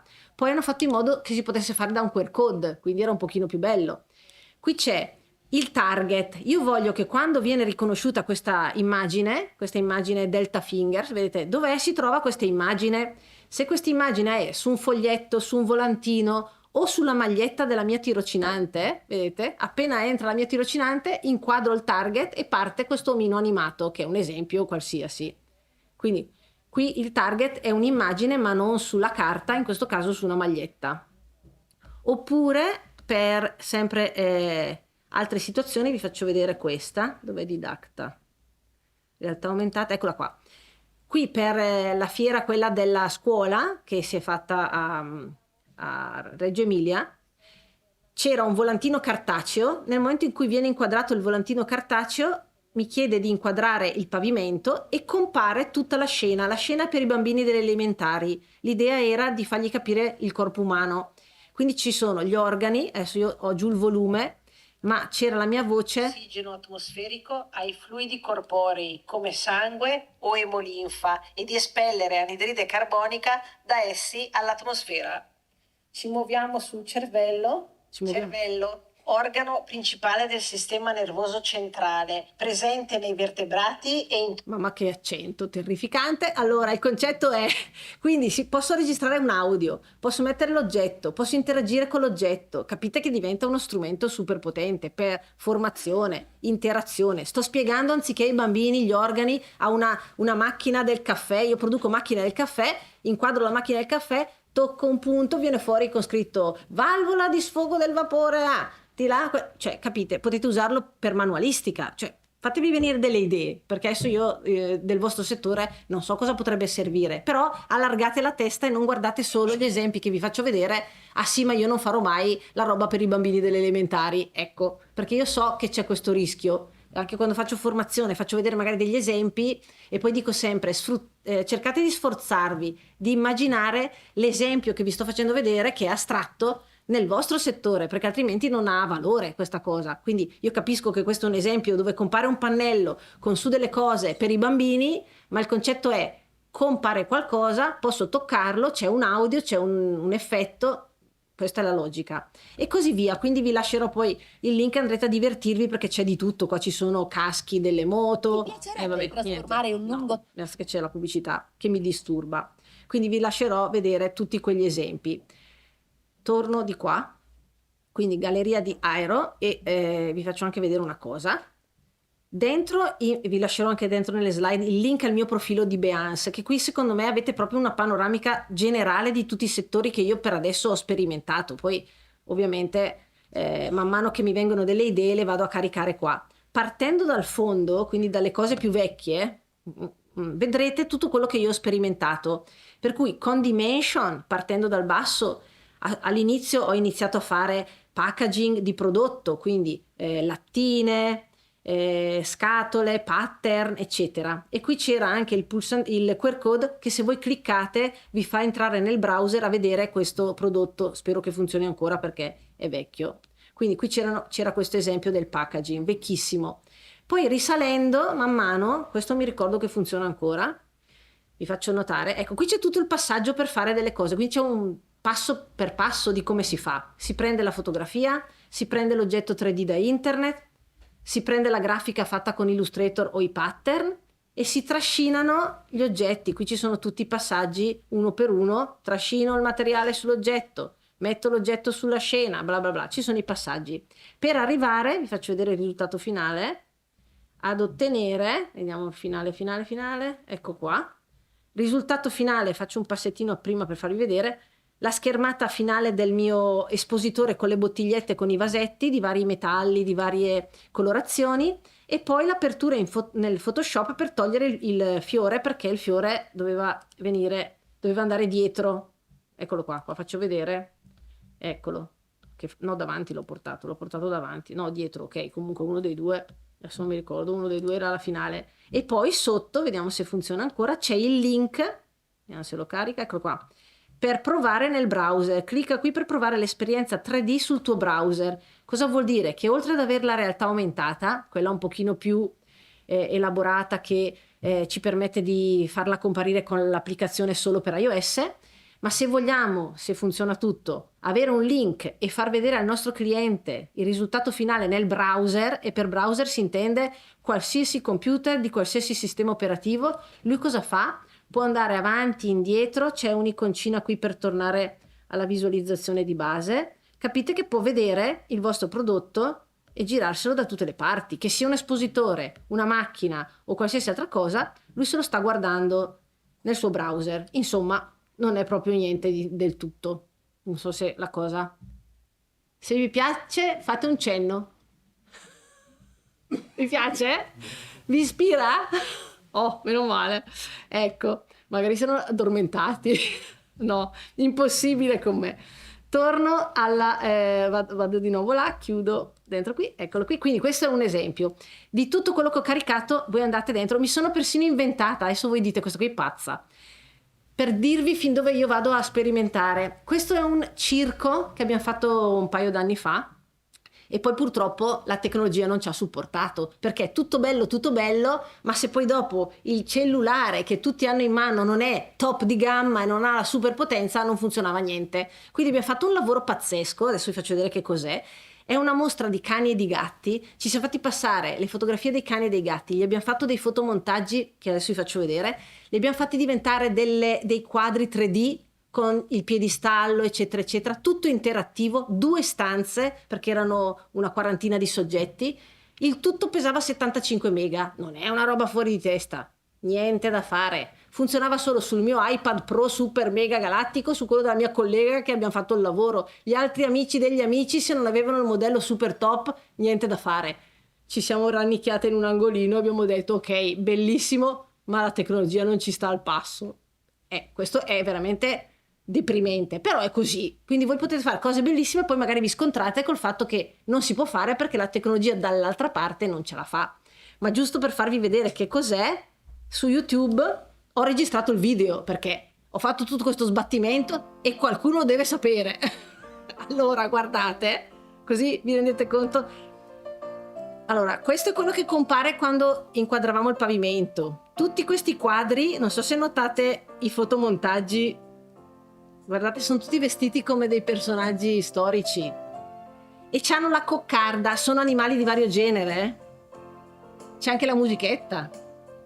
Ci sono 2 stanze, adesso vi faccio vedere. Quando voi vi avvicinate a una coccarda, adesso vediamo se la tocco. Adesso qui era una visione d'insieme. Ok. Adesso mi avvicino, tocco una coccarda e viene fuori, dai, la scheda che dice come si chiama l'animale, di chi è il proprietario e quali sono i suoi vizi, le cose che gli piacciono, no? Quindi ognuno ha questo qui e c'è il pulsantino per chiudere con la crocetta per ogni personaggio. Tu sei matta. Sì, siamo matti, però dovevamo far capire fin dove si poteva arrivare. E si può arrivare fin qui. Bellissimo tutto, mostra virtuale. In America avrebbe funzionato alla stragrande, né? Perché tutti hanno la tecnologia ipergalattica. Ma qui, niente. E quindi ho registrato il video perché volevo che rimanesse ai posteri tutto questo lavoro. Vi faccio notare, queste immagini sono tutti dei JPEG che sono stati salvati sempre nel cloud e bla e bla e bla. Adesso fermo perché avete capito la logica. Quindi per ogni personaggio clicco, si apre la scheda, leggo, chiudo la scheda, vado nell'altro animaletto, tocco la coccarda, si apre e ci sono animali di tutti i tipi, c'è anche il porcospino e il cocorito e ognuno con il suo nome, quindi è veramente... Eccolo qua, guarda questo qui come si chiamava? Questo è divertentissimo e c'ha la coccarda con la zampetta, questo si chiama Gigi. Vabbè. E così via, insomma. Anche il lavoro che ha fatto il nostro collega per fotoritoccare gli animali. Poi abbiamo regalato a tutti quelli che ci hanno mandato ovviamente la foto del cane e del gatto l'immagine dell'animale ritoccato, perché mi sembrava il minimo sindacale ricambiarli per averci fornito le immagini del loro prediletto. Questo per farvi capire fin dove siamo arrivate.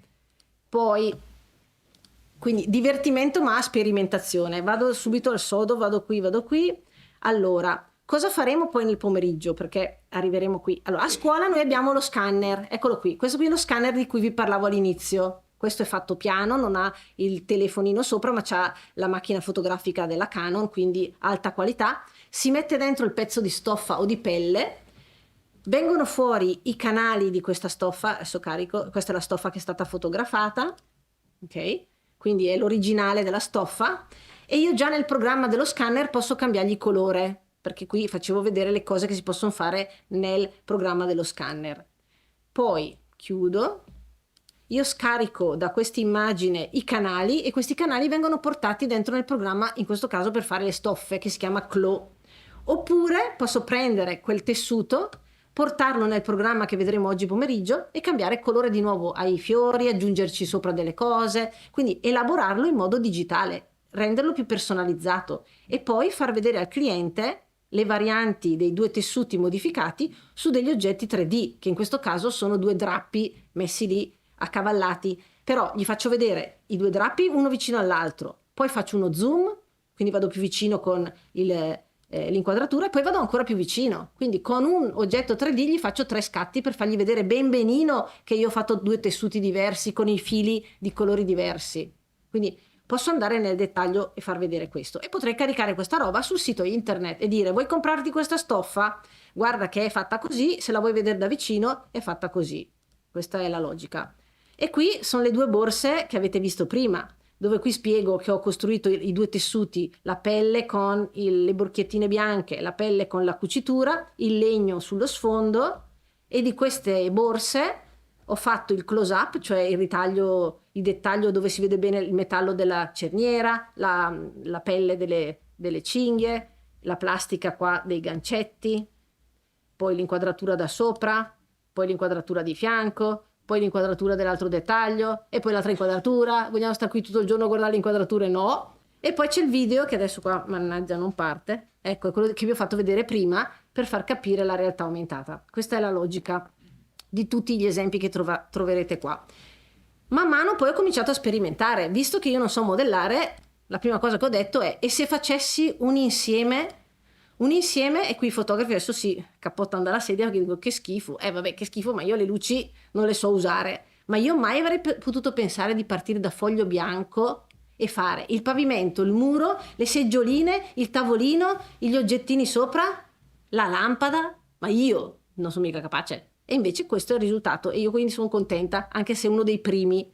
Poi l'ho fatto dall'alto, poi gli ho fatto il dettaglio della seggiolina, poi l'altra seggiolina, poi il puff, ma il puff c'ha il tessuto metallico, per cui i tessuti li ho provati io sempre con le cose di base che ci sono dentro nel programma. Eccoli qua, i 3 tessuti che ho creato da zero e che sono stati applicati ai 3 oggettini. Questo per dire come faremo anche dopo. Poi mi sono un pochino evoluta, adesso vedete la differenza. Sono passata un pochino più avanti, perlomeno a me sembra di essere andata avanti. Qui ho proiettato le ombre, quindi ho girato le luci, ho costruito anche una parete laterale e ho messo la luce al di là della parete, ho messo la lampada dentro nella lampada, quindi queste luci qui mi sono sforzata di cercare di costruirle.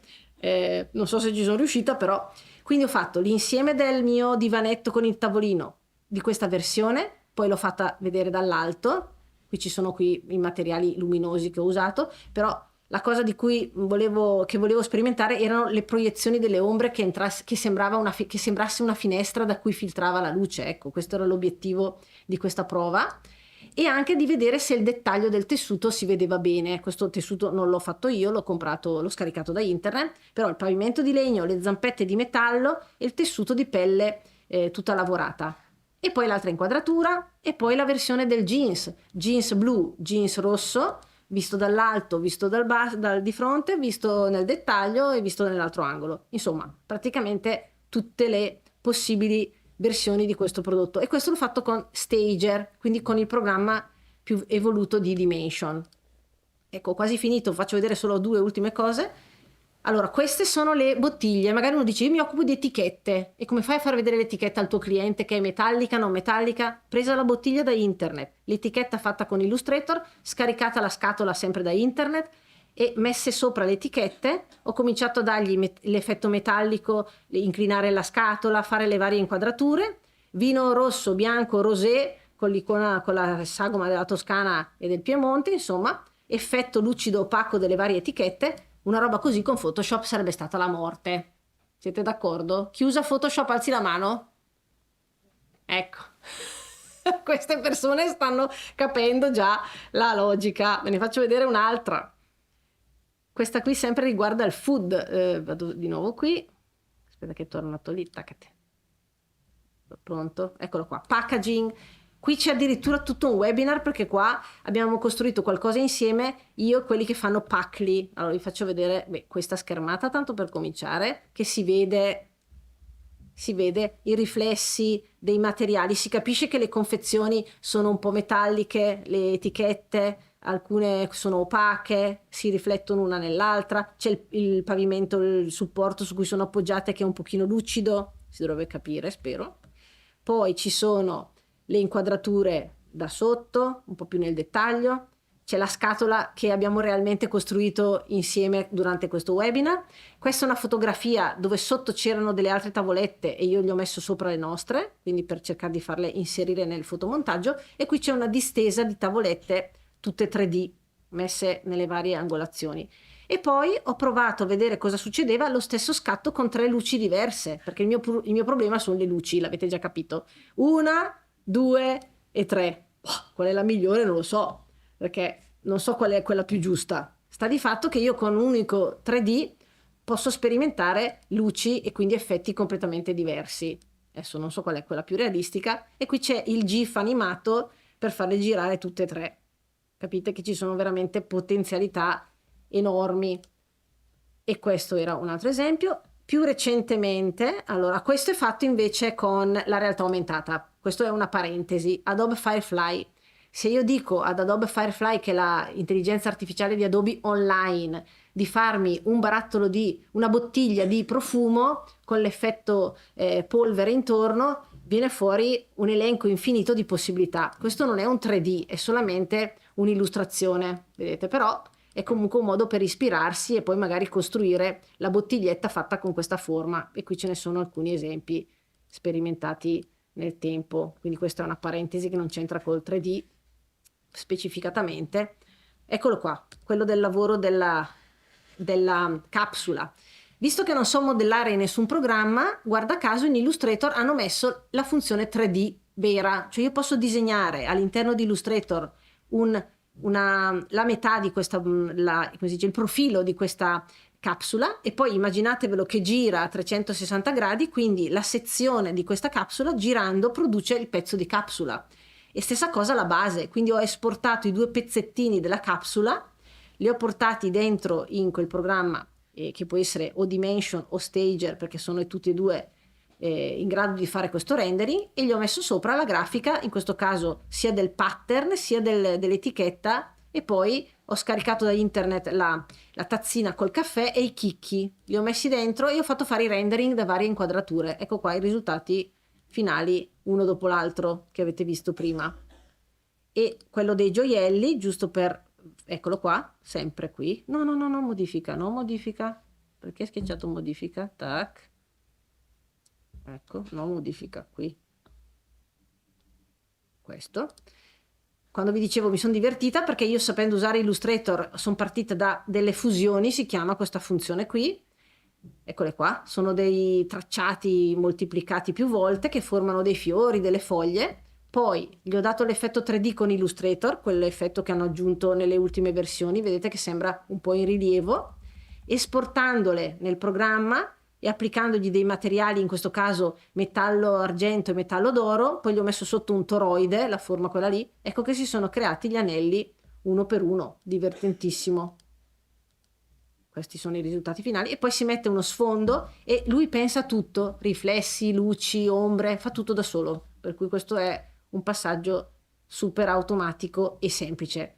Se qualcuno di voi si occupa di automobili, anche qui stessa cosa, dopo noi costruiremo dei tessuti insieme per vedere, ma per tessuti io intendo dire materiali. Adesso magari io faccio vedere tanti tessuti perché li uso poi a scuola, vedete qui ci sono dei tessuti, effetti metallici, effetti di lucido, opaco, ma gli stessi materiali, se io scorro giù, li posso utilizzare per ricoprire un'automobile, un furgone, eccetera, eccetera. Quindi quando dico materiali, adesso io vi faccio vedere delle stoffe, ma posso fare benissimo degli altri materiali e utilizzarli per far vedere al mio cliente com'è la decorazione sul furgone, com'è il colore del furgone. Cioè farlo con Photoshop non è così veloce, ovviamente.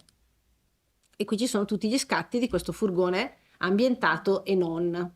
Capite che ci sono veramente tante possibilità. Ultimo e poi andiamo a mangiare. Allora, questo è l'esempio. Non so modellare, continuo a ripeterlo, giusto? Però io sono nata nel 68 e c'erano queste lampade, io me le ricordo bene. Queste lampade, le lava lamp, se qualcuno della mia età se le ricorda. E ho detto, proviamo con la nuova funzione di Illustrator a vedere se sono capace di modellare questo, che mi sembra anche abbastanza semplice. Quindi avevo l'esempio della mia lampada, ho modellato i 3 pezzi con Illustrator, poi ho fatto questo pezzo che si chiama blob, il blob del liquido dentro, eccoli qui, i 3 pezzi della lampada, blob, li ho esportati e li ho messi lì dentro e gli ho dato il materiale. Ma come vi sembra da 1 a 10? 4 dai, però ci stiamo. Va bene? Cioè, io non avrei mai pensato di arrivare a fare questa cosa, per poterla poi inquadrare da sotto, da sopra, cambiargli il colore. Qui c'è un errore, perché la pallina mi è uscita dal vetro, però fa niente. Però con la luce dentro, che le illumina queste bolle di liquido, eccetera. Sono dovuta star lì un po' a ragionare sul riflesso del materiale, eccetera. Però il risultato, insomma, non sapendo far niente, questo è il risultato. D'accordo? Detto questo, qui vi lascio una carrellata, poi torno alle slide e andiamo a mangiare, che così dove slide sono qui.